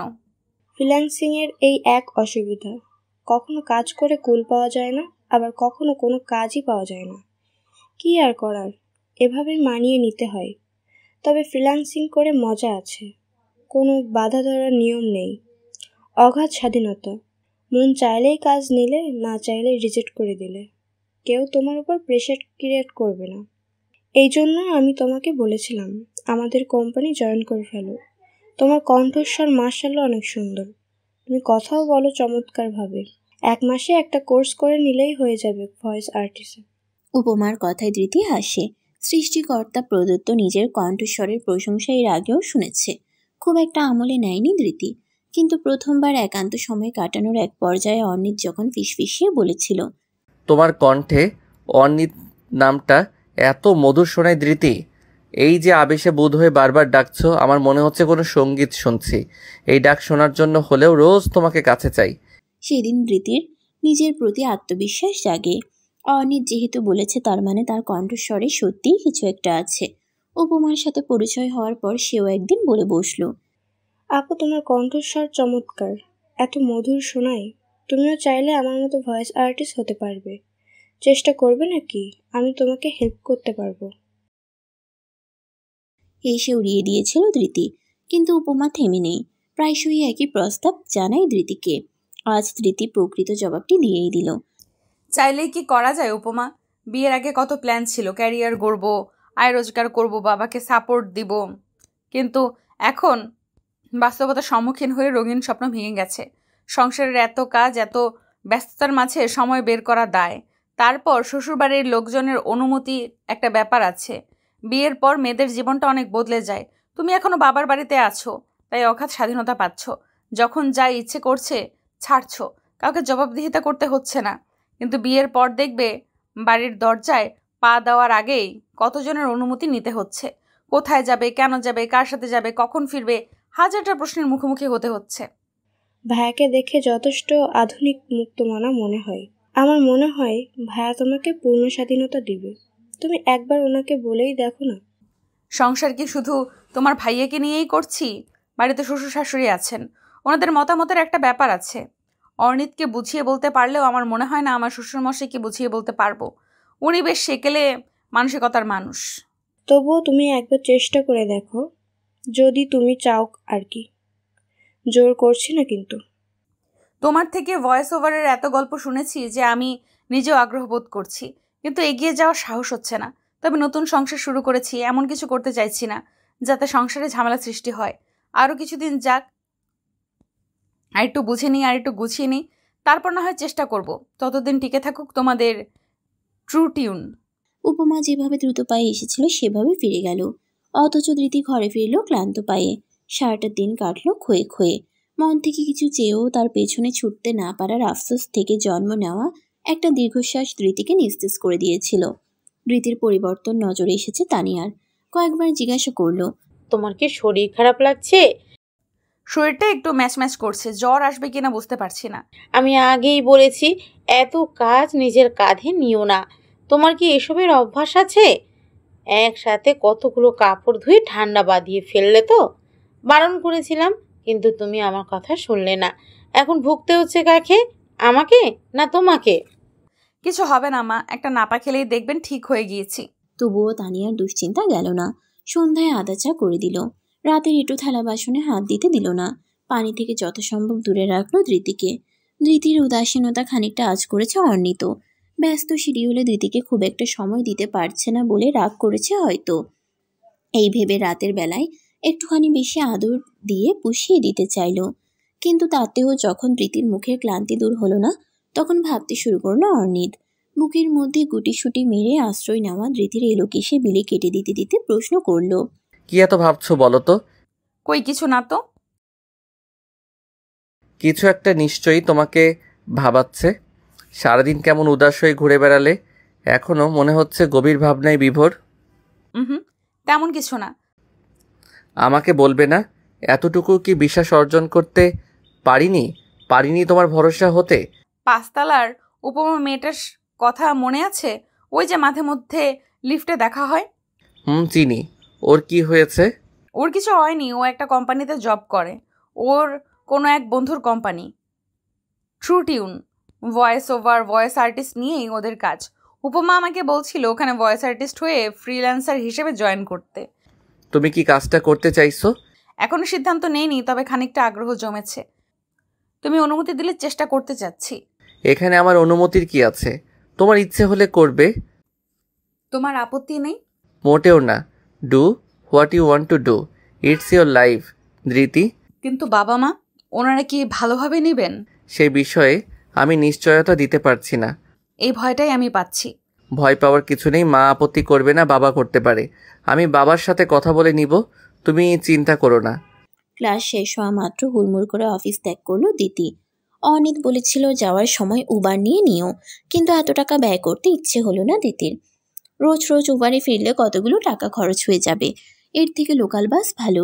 দ্রুত বাড়ি ফিরতে হবে বলে রাস্তায় এসে যে বাসটি পেল তাতেই উঠে গেল। অফিস আওয়ার না হলেও সব সময়ের মতো বাসে প্রচণ্ড ভিড়। সিট পেল না ধৃতি। সামনের দিকে জানালার পাশে চুপচাপ দাঁড়িয়ে রইল।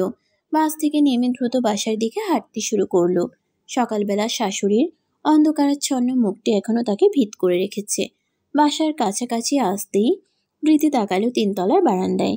শুকনো মুখে দাঁড়িয়ে আছে তানিয়া। বুকটা ধক করে উঠল ধৃতির। ঘরে ফিরে দ্রুত ফ্রেশ হয়ে দুদণ্ড বসার ফুরসত পেল না তানিয়া। অনিত সিরাজের ফেরার সময় হয়ে গিয়েছে। নাস্তার আয়োজন করতে ছুটল রান্নাঘরে। অফিস থেকে ফিরেই ধৃতিকে রান্নাঘরের দিকে ছুটতে দেখে তানিয়া ব্রুকুচকে বলল, আমি নাস্তা বানিয়ে দিচ্ছি, মাত্রই ফিরলে যাও গিয়ে বিশ্রাম নাও। বসে বসে ক্লাস করলাম শুধু, তাতে কিসের আবার ক্লান্তি? 1 কাপ চা খেলেই সব ক্লান্তি পালিয়ে যাবে। চাকরি করার সিদ্ধান্তে ধৃতির উপর রেগে আছে তানিয়া, তাই বেশি আহ্লাদ দেখালো না। যা ইচ্ছে করুক, নিজের কষ্ট নিজেকেই বুঝতে হয়। ধৃতি যদি না বুঝে তানিয়ার কি করার আছে?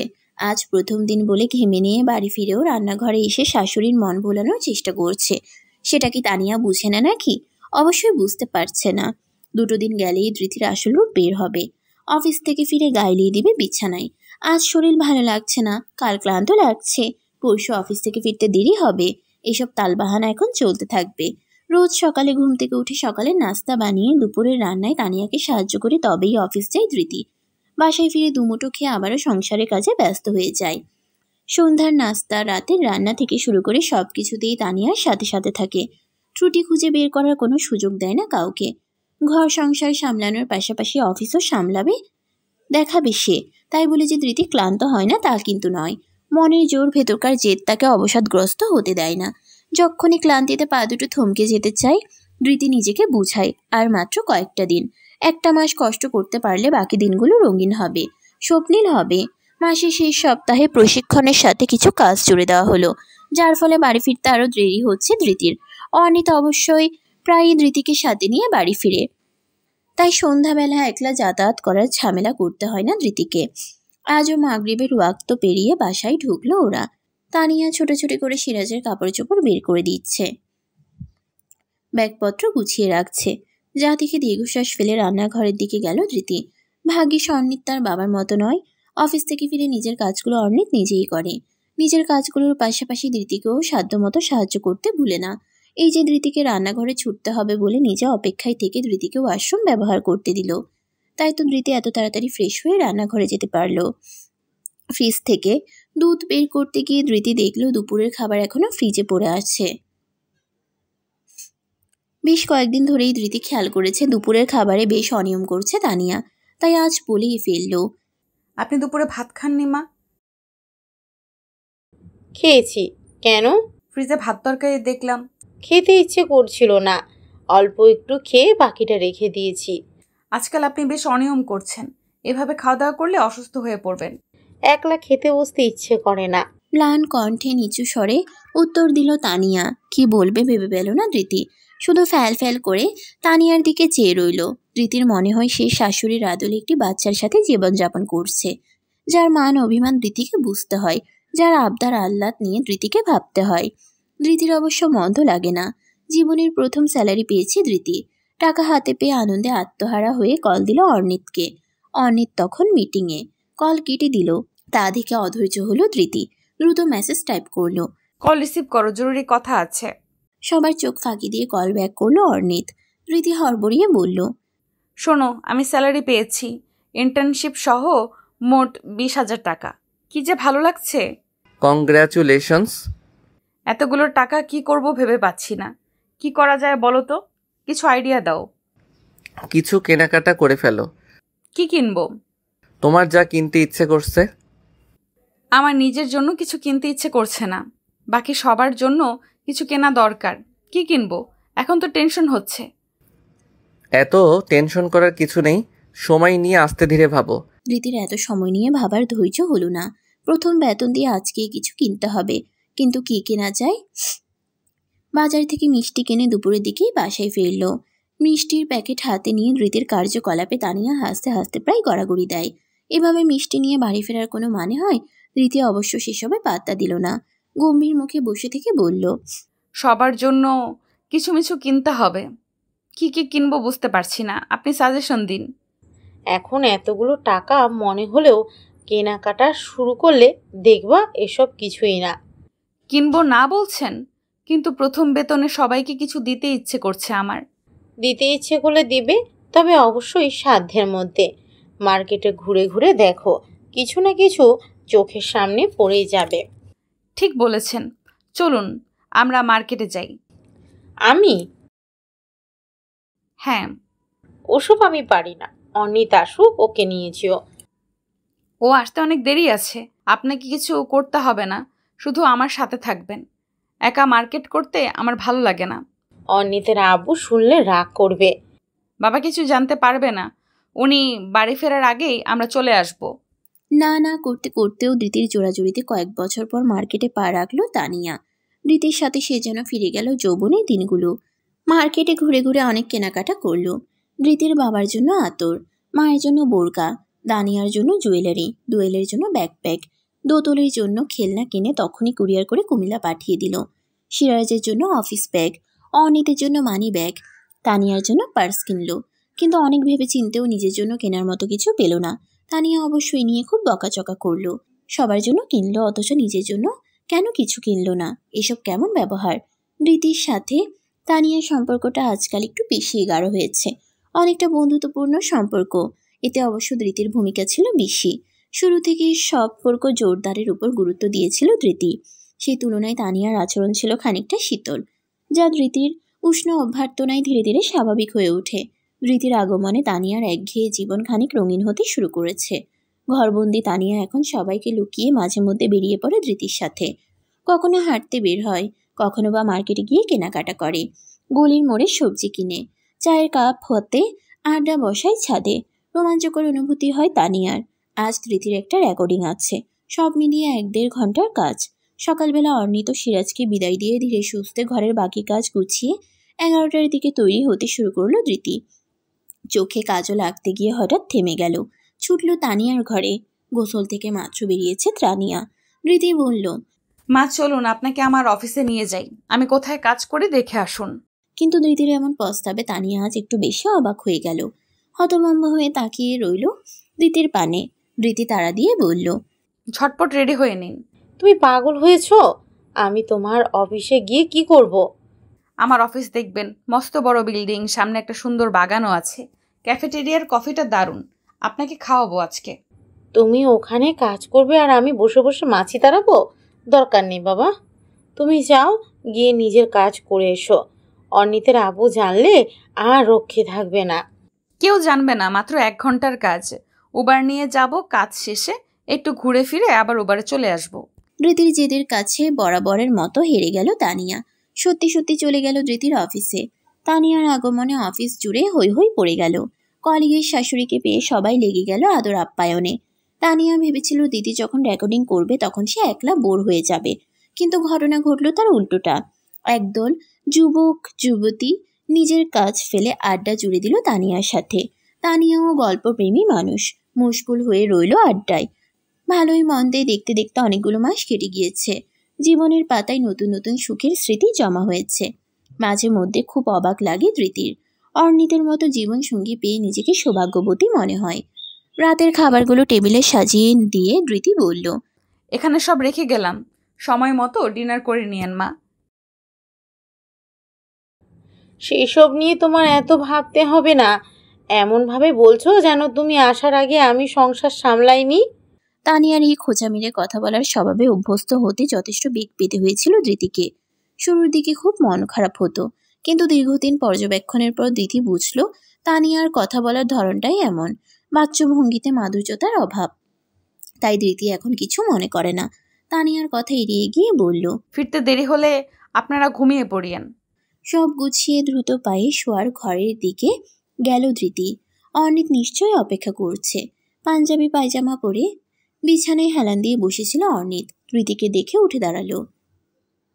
তক্ষুনি বেজে উঠল অর্ণিতের মোবাইল। অচেনা নাম্বার দেখে ব্রুকুচকে তাকালো অর্ণিত। ততক্ষণে পাশে এসে দাঁড়িয়েছে ধৃতি। মোবাইলটা কানে চেপে ধরতেই অর্ণিতের চেহারার রং উড়ে গেল। লালচে মুখ, অস্থির চোখের অর্ণিত ধৃতিকে ওভাবে দাঁড় করিয়ে রেখে দ্রুত পায়ে চলে গেল বারান্দায়। ধৃতি ঠোঁট উল্টে সেখানেই দাঁড়িয়ে ঘড়ির দিকে তাকালো। 1 মিনিট 2 মিনিট করে প্রায় 10 মিনিট পেরিয়েছে। ধৃতি বসে আছে বিছানার উপর। অস্থির চোখ বারবার চলে যাচ্ছে বারান্দার বন্ধ দরজার দিকে।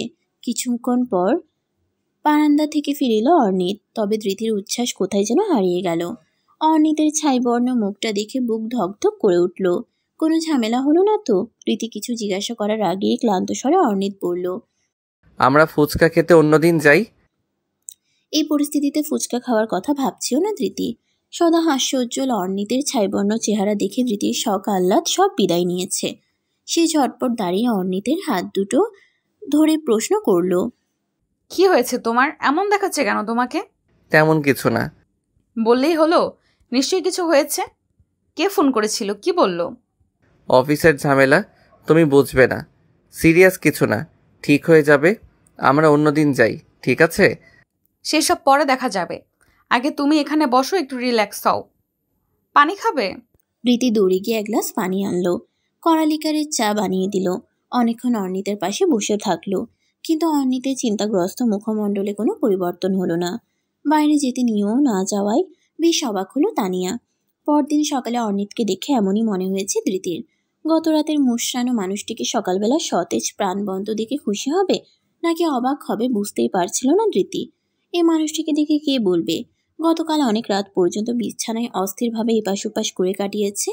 মাঝরাতে আর শুইতে না পেরে ধৃতি নিজের ঘুম বিসর্জন দিয়ে অর্ণিতের মাথায় হাত বুলিয়ে দিয়েছিল বলেই না ঘুমাতে পেরেছিল অর্ণিত। অন্যদিনের কথা বললেও পরের দিনই ধৃতিকে ফুচকা খাওয়াতে নিয়ে গেল অর্ণিত। ধৃতি বারবার বলল, দরকার নেই। 1 মাস ফুচকা না খেলে কিছু যায় আসে না। অফিসের ঝামেলা মিটিয়ে নাও, আমরা তারপর যাব। আমি যখন ওয়াদা করেছি, বরখেলাপ করা যাবে না। প্রতি মাসে ফুচকা খাওয়ানো চাই। শহরে একটু আধটু ঠান্ডা পড়তে শুরু করেছে। লেপ বা মোটা কম্বলের দরকার হয় না। আলমারি থেকে পাতলা কম্বল বের করে একটি তানিয়ার ঘরে দিয়ে এলো ধৃতি। আরেকটা বের করে রাখলো নিজেদের বিছানায়। সে রাতে অনেকদিন পর কম্বলের উষ্ণতার সাথে অর্ণিতের উষ্ণতা মিলেমিশে ভালো ভাসাভাসি হলো অনেক সময় জুড়ে। মাঝরাতে ঠান্ডাটা যেন আরো জেগে বসলো। এই অসময়ে গোসলে ঢুকে বাঁকা চোখে তাকালো ধৃতি। ঠান্ডা পানি ছুঁয়ে কপট রাগ দেখিয়ে বলল, এখন আমার ঠান্ডা লেগে গেলে তোমার খবর আছে। এখন শব্দ সামার, তাই না? যেন আমি জোর করেছি। করছোই তো। প্রথম চুমুটা তুমিই তো দিলে। আর তুমি যে আমার বুকে নাক ঘষছিলে। তো কি হয়েছে? নাক ঘষেছি বলে তুমি আদর করতে শুরু করবে? আমি তো ভেবেছি তোমার আদর চাই, তাই ওভাবে কাছে এলে। কিসের সময় কি মিলাচ্ছ? মাথায় সবসময় দুষ্টুমি ঘুরলে এমনই হয়। আবহাওয়া বদলাচ্ছে। এই সময় মাঝরাতে গোসল করলে নিশ্চিত ঠান্ডা লাগবে। তুমি আর আমার ধারে কাছেও আসবে না, বলে দিচ্ছি।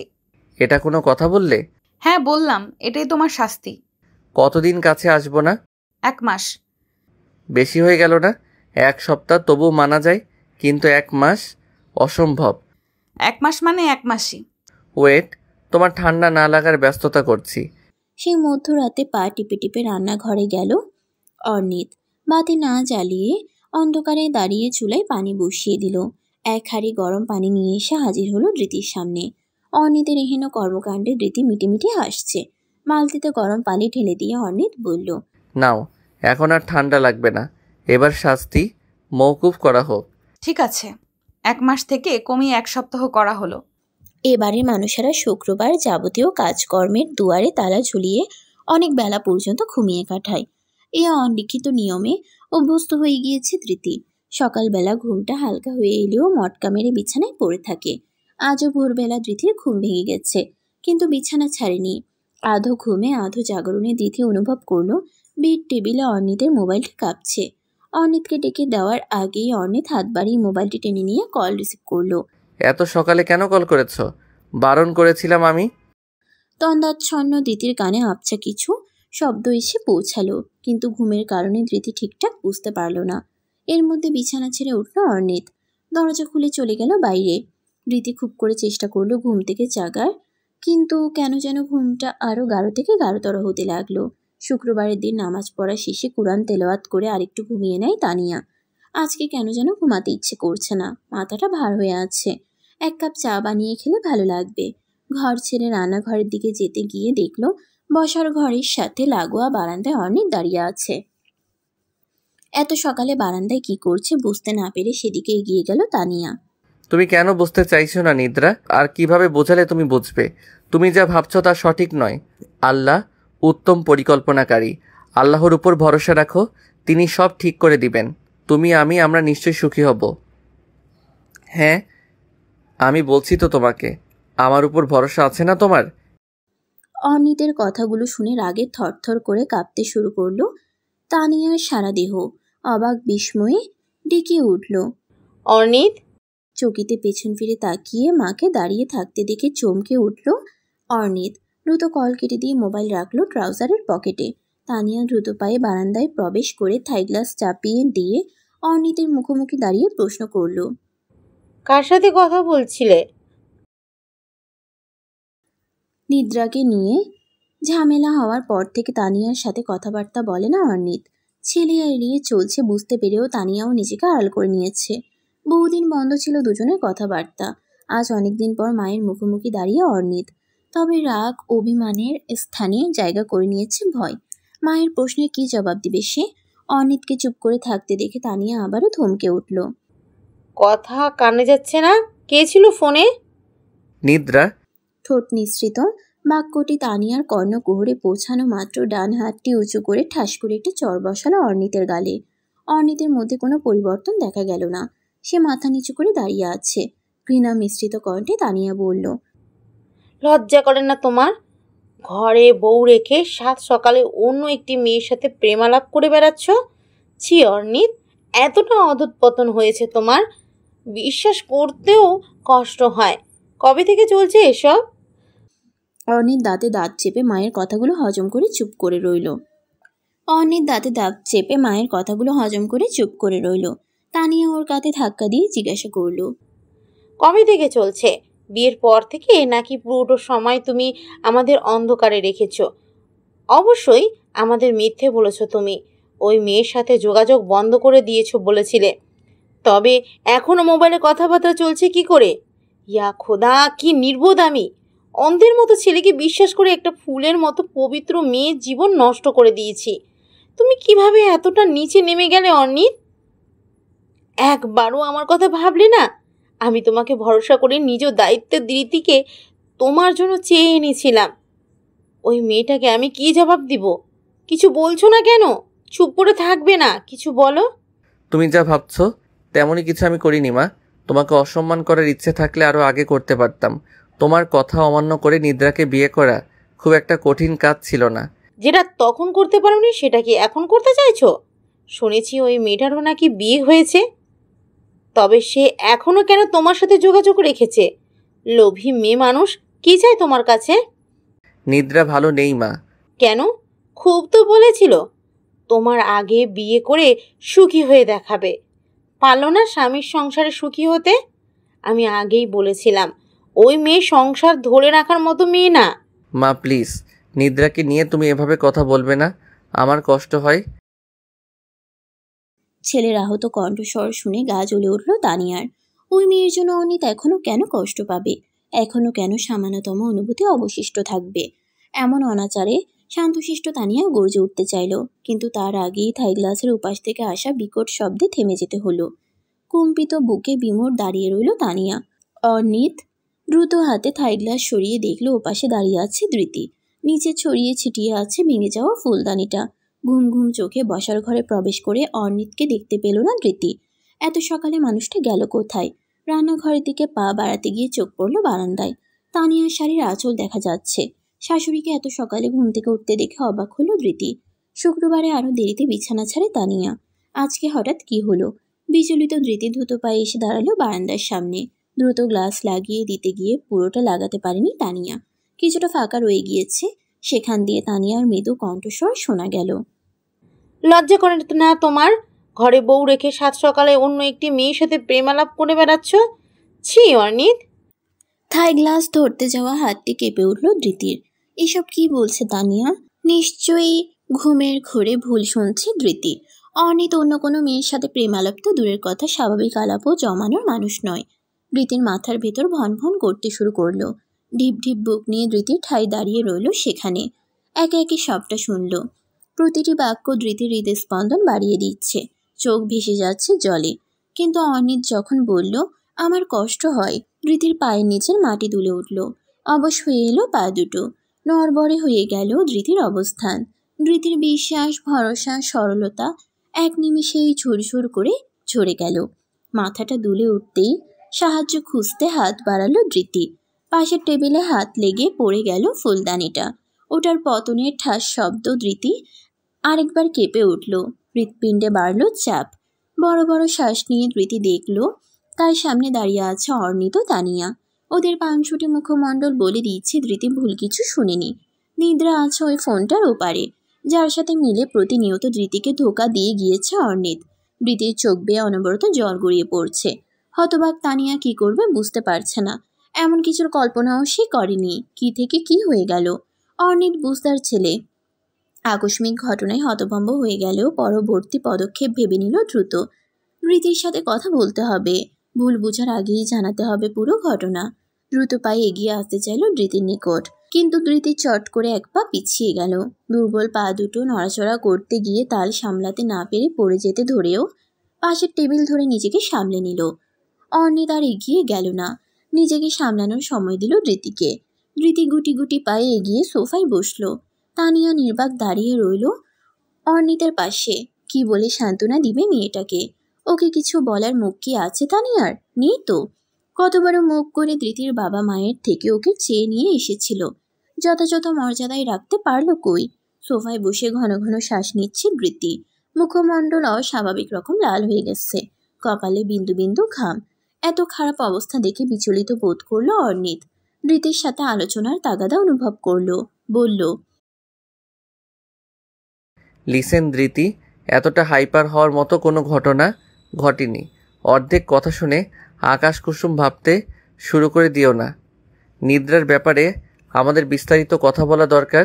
ধৃতির বুকে তীব্র একটা ব্যথা পাক কেটে শুরু করলো। ডান হাতে চেপে ধরলো বুকের বাম পাশ। তানিয়া দ্রুত এগিয়ে এসে জানতে চাইল, এই ধৃতি, কি হলো তোমার? শ্বাস নিতে খুব কষ্ট হচ্ছে। ধৃতিকে নিয়ে আসা হয়েছে একটি প্রাইভেট হাসপাতালে। সকালবেলা রাস্তা ফাঁকা ছিল বলে দ্রুত পৌঁছাতে পেরেছিল।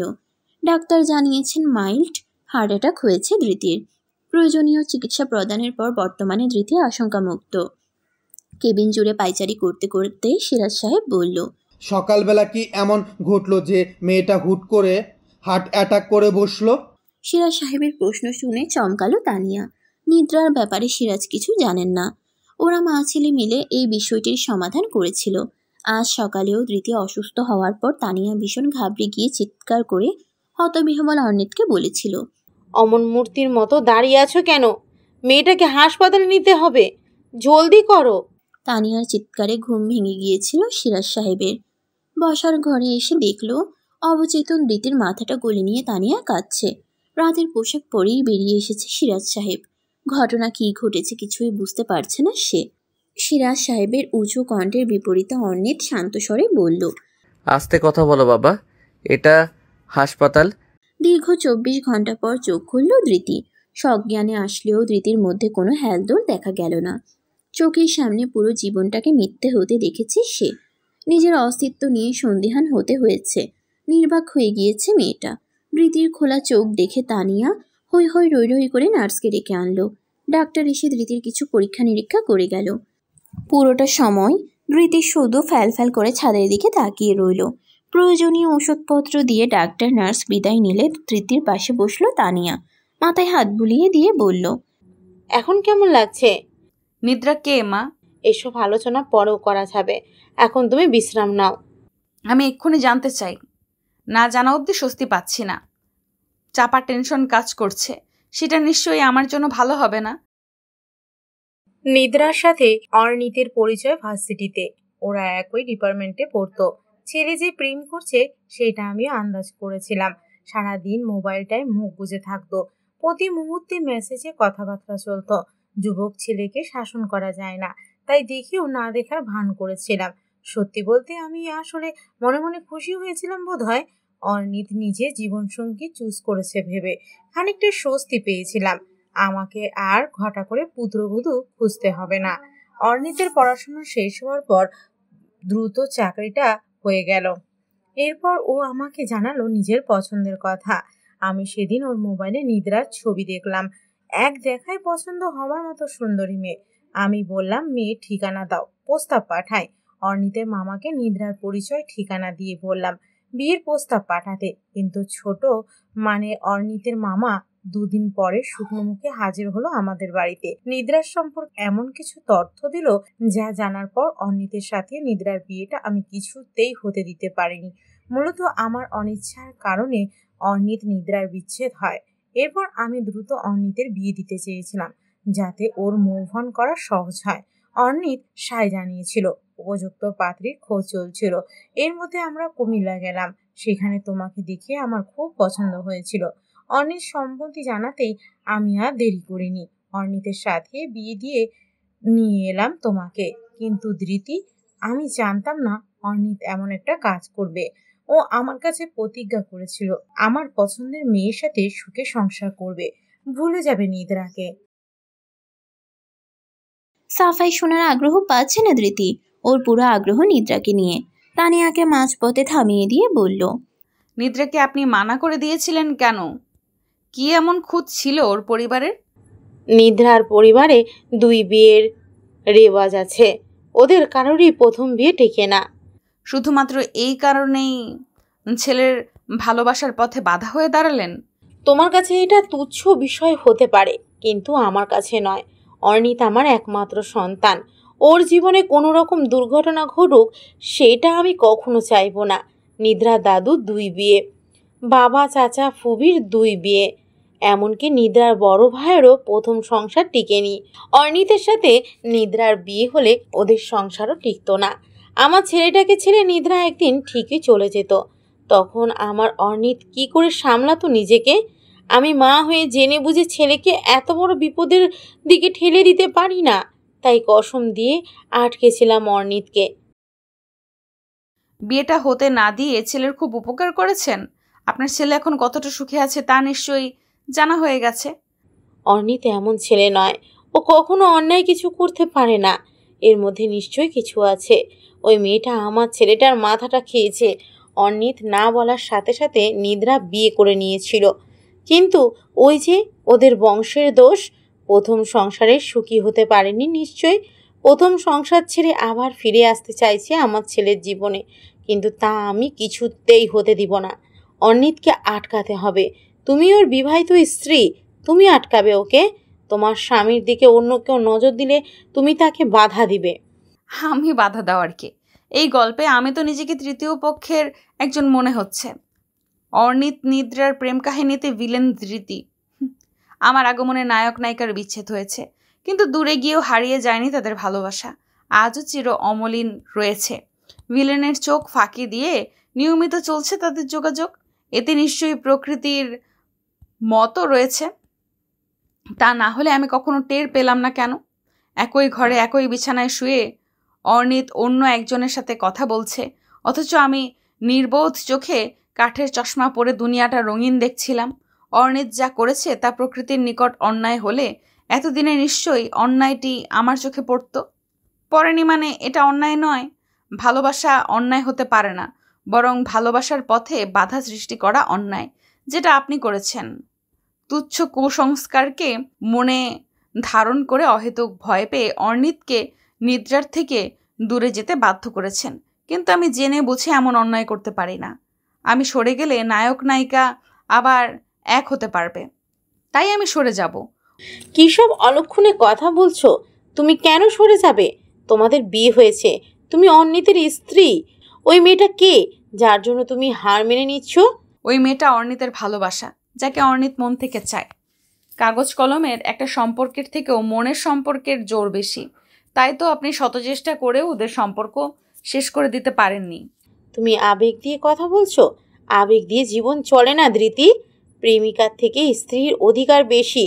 পরিবার, সমাজ, রাষ্ট্র কিংবা ধর্মের কাছে যাও, সবাই তোমার দিকেই রায় দিবে। আমি পরিবার, সমাজ, রাষ্ট্র কিংবা ধর্মের কথা জানতে চাই না। আমার কাছে অর্ণিত গুরুত্বপূর্ণ।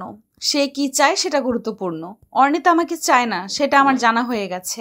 আমি আর কিছু জানতে চাই না। আপনারা আমাকে ক্ষমা করুন, মুক্তি দিন।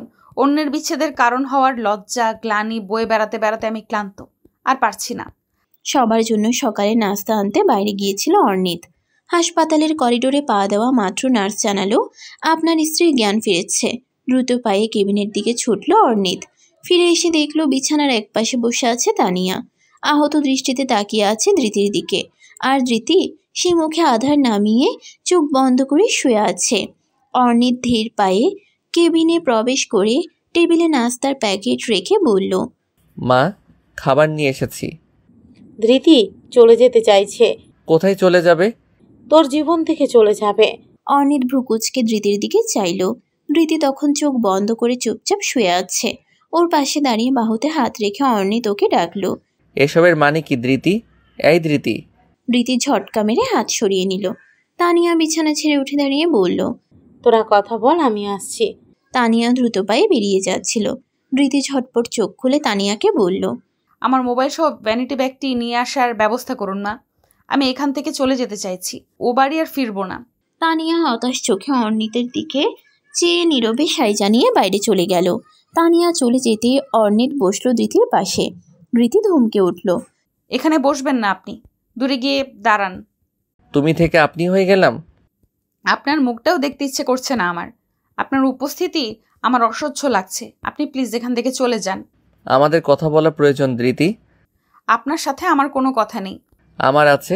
নিদ্রার সম্পর্কে সবটা তোমার জানতে হবে। যখন জানানোর প্রয়োজন ছিল তখন জানাননি। এখন আমি আর জানতে চাইছি না। শুধু তুমি চাইলেই হবে না, সময়ের প্রয়োজনীয়তা বুঝতে হবে। হ্যাঁ, সেদিন নিদ্রার সাথে কথা বলছিলাম আমি, তবে প্রতিদিন আমাদের কথা হতো না। বিয়ের পর ৫-৬ বার কথা হয়েছে মাত্র। ওর স্বামীর সাথে ঠিকঠাক মানিয়ে নিতে পারছে না, প্রচণ্ড মানসিক চাপে আছে। তাই সেদিন আমাকে কল দিয়েছিল। ওই যে আমরা ফুচকা খেতে যাওয়া ক্যান্সেল করলাম, সেদিন প্রথম আমাদের আবার কথা হলো। ওর মানসিক সাপোর্ট দরকার ছিল। আমি চেয়েও ওকে এড়িয়ে যেতে পারিনি মুখের উপর কল কেটে দিতে। আমি আপনার কাছে কৈফিয়ত চাইছি না, কোনো অজুহাত শুনতে চাইছি না। আপনাকে আপনার ভালোবাসার কাছে ফিরিয়ে দিয়ে আমি চলে যাচ্ছি। আর কোনো মিথ্যা বলার দরকার নেই আপনার। ছোট একটা ঘটনাকে টেনে হিঁচড়ে অযথা বড় করো না ধৃতি। কোথায় যাবে তুমি? কেন যাবে? আমি কোথায় যাব সেটা আমার ব্যাপার। আপনি বের হন এখান থেকে, দূর হন আমার চোখের সামনে থেকে। বালিশ ছুটতে গিয়ে ধৃতির হাত থেকে ক্যানোলা খুলে গিয়েছে। ব্লাড আসতে শুরু করেছে। তা দেখে অর্ণিত অস্থিরভাবে এগিয়ে গেল ধৃতির দিকে। তাতে আরও ক্ষেপে গেল ধৃতি। হাতের কাছে যা কিছু পেল তাই ছুঁড়ে মারল অর্ণিতের দিকে। হুড়োহুড়িতে ব্লাড প্রেশার পরিমাপক যন্ত্রে দ্রুত গতিতে বাড়তে লাগলো সংখ্যা। তীব্র শব্দে জানান দিতে থাকলো হৃদস্পন্দনের ঊর্ধ্বগতি। ধৃতির শ্বাসে যখন টান পড়তে শুরু করলো তখন হুঁশ ফিরল অর্ণিতের। রাগে, ক্ষোভে, হতাশায় ধৃতির অসুস্থতার কথা সে ভুলতে বসেছিল। স্মরণ মাত্র থেমে গেল সে। ধৃতি, রিল্যাক্স, শান্ত হও। হার্টবিট বাড়ছে, আবার অসুস্থ হয়ে পড়বে। কিন্তু ধৃতি কোনো শাসন বারণ মানার মতো অবস্থায় নেই। বাধ্য হয়ে ইমার্জেন্সি বাটন চাপতে হলো অর্ণিতকে। ডাক্তার, নার্স ছুটে এসে আবারও ধৃতিকে নিয়ে ছোটাছুটি শুরু করে দিল। ধৃতিকে ঘুমের ওষুধ দিয়ে ঘুম পাড়িয়ে রাখা হয়েছে। অর্ণিত ডাক্তারের সাথে দেখা করে কেবিনে ফিরে এলো। তানিয়া উৎকণ্ঠা সহকারে অপেক্ষা করছিল। অর্ণিতকে দেখে এক প্রকার ছুটে এসে জানতে চাইল, ডাক্তার কি বলল? ধৃতির মানসিক অবস্থা খুবই নড়বড়ে। স্ট্রেস থেকে দূরে রাখতে বলেছে। সামান্যতম মানসিক চাপ বিপদের কারণ হতে পারে। এদিকে এই মেয়ে অহেতুক জেদ ধরে বসে আছে। নিজের বাড়ি ঘর ছেড়ে কোথায় যেতে চাইছে ও? অবুঝের মতো করছে। এই মুহূর্তে জোরও খাটাতে পারছি না। ডাক্তার স্পষ্ট বলে দিয়েছে, কোনো প্রকার মানসিক চাপ যাতে দেওয়া না হয়। এখন কি করবে? আমি জানি না মা, আমার মাথা কাজ করছে না। দিদির বাড়িতে খবর দিব? কি বলবে? মেয়ে অসুস্থ, তাড়াতাড়ি আসুন। কেন শুধু শুধু টেনশন দিতে যাবে? ধৃতি সুস্থ হোক, তারপর জানানো যাবে। আচ্ছা, ও যখন চাইছে তখন কয়েকটা দিন না হয় থাকুক নিজের মতো। বাপের বাড়ি গিয়ে ঘুরে আসো। রাগ পড়ে গেলে তুমি গিয়ে বুঝিয়ে শুনিয়ে নিয়ে এসো। সপ্তাহ খানেক পর হাসপাতাল থেকে ছাড়া পেল ধৃতি। শুধু ভ্যানিটি ব্যাগ সঙ্গে নিতে চেয়েছিল, কিন্তু তানিয়া আস্ত একটা লাগেজ গুছিয়ে দিয়েছে। এই কাপড়ে 10-12 দিন অনায়াসে বাবার বাড়িতে কাটিয়ে দিতে পারবে ধৃতি। লাগেজ দেখে সিরাজ সাহেব বলল, এটা কার লাগেজ? ধৃতির। এই শরীর নিয়ে আবার কোথায় যাবে? বাবার বাড়ি। এই অসুস্থ শরীরে কুমিল্লা যাবে? না করে দাও, এখন যাওয়ার দরকার নেই, পরে কখনো যাওয়া যাবে। অনিতের সাথে রাগ করে চলে গেছে। কি আশ্চর্য, এটা রাগারাগি করার সময় হলো? কি নিয়ে রাগ করেছে তা জানি না, তবে বড় রকমের ঝগড়াঝাটি হয়েছে। স্বামী স্ত্রীর মাঝে ঝগড়াঝাটি হওয়া স্বাভাবিক, তাই বলে বাবার বাড়ি যেতে হবে কথায় কথায়? বাড়ি ছেড়ে বেরিয়ে যাওয়া আবার কেমন স্বভাব? এসব আমাদের পরিবারে চলবে না, বলে দাও তোমার পুত্রবধূকে। আমার স্ত্রী আমার অনুমতি নিয়ে যাচ্ছে। তোমাকে আগেও বলেছি, এখনও বলছি, আমাদের দাম্পত্য জীবনে হস্তক্ষেপ করার চেষ্টা করো না। সব গুছিয়ে নিয়ে হাসপাতাল থেকে বের হয়ে রাস্তায় দাঁড়ালো ধৃতি। অনেকদিন পর সূর্যের আলো গায়ে মাখতে ভালো লাগছে। পাশ থেকে অর্ণিত মৃদুস্বরে বলল, গাড়িতে ওঠো, তোমাকে কুমিল্লার বাসে তুলে দিয়ে আসি। নো থ্যাঙ্কস, তার প্রয়োজন হবে না। আমি কুমিল্লা যাচ্ছি না। তাহলে কোথায় যাবে? সেটা আপনার না জানলেও চলবে। আপনি কোথায় যাবেন, আপনার গন্তব্য কি, সেটা আপনার জানা থাকলেই হবে। আমারটা আমাকে ভাবতে দিন। অনিত অবাক হয়ে ধৃতির শান্ত মুখখানার দিকে চেয়ে রইল। ধৃতি অবশ্য কারো দিকে ফিরে চাইল না। বছর ঘুরে আরেক শীতের সকালে সুখ স্মৃতি ভরা সংসারের মায়াজাল ছেড়ে পা বাড়ালো সামনে। সকালবেলা শহরের রাস্তাঘাটে তখনও বাস রিকশার কোলাহল শুরু হয়নি। পিচঢালা রাস্তায় লাগেজ টানতে টানতে হেঁটে চলে যাচ্ছে ধৃতি। অর্ণিতের বড্ড ইচ্ছে হলো ধৃতির পেছন পেছন হাঁটার, কিন্তু পরিস্থিতির নিকট অর্ণিতের বাধা পড়ে আছে। তবে অর্ণিত জানে ধৃতিকে সে হারিয়ে যেতে দিবে না। শীতের কুয়াশার সাধ্য নেই ধৃতিকে লুকিয়ে ফেলার, অর্ণিতের চোখের আড়াল করার।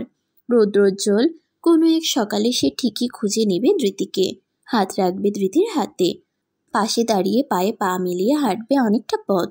এই শুধু সময়ের অপেক্ষা। আসন্ন ভবিষ্যৎকে আবার আলোকিত করতে আজ কুয়াশার গভীরে হারিয়ে যেতে দিল ধৃতিকে।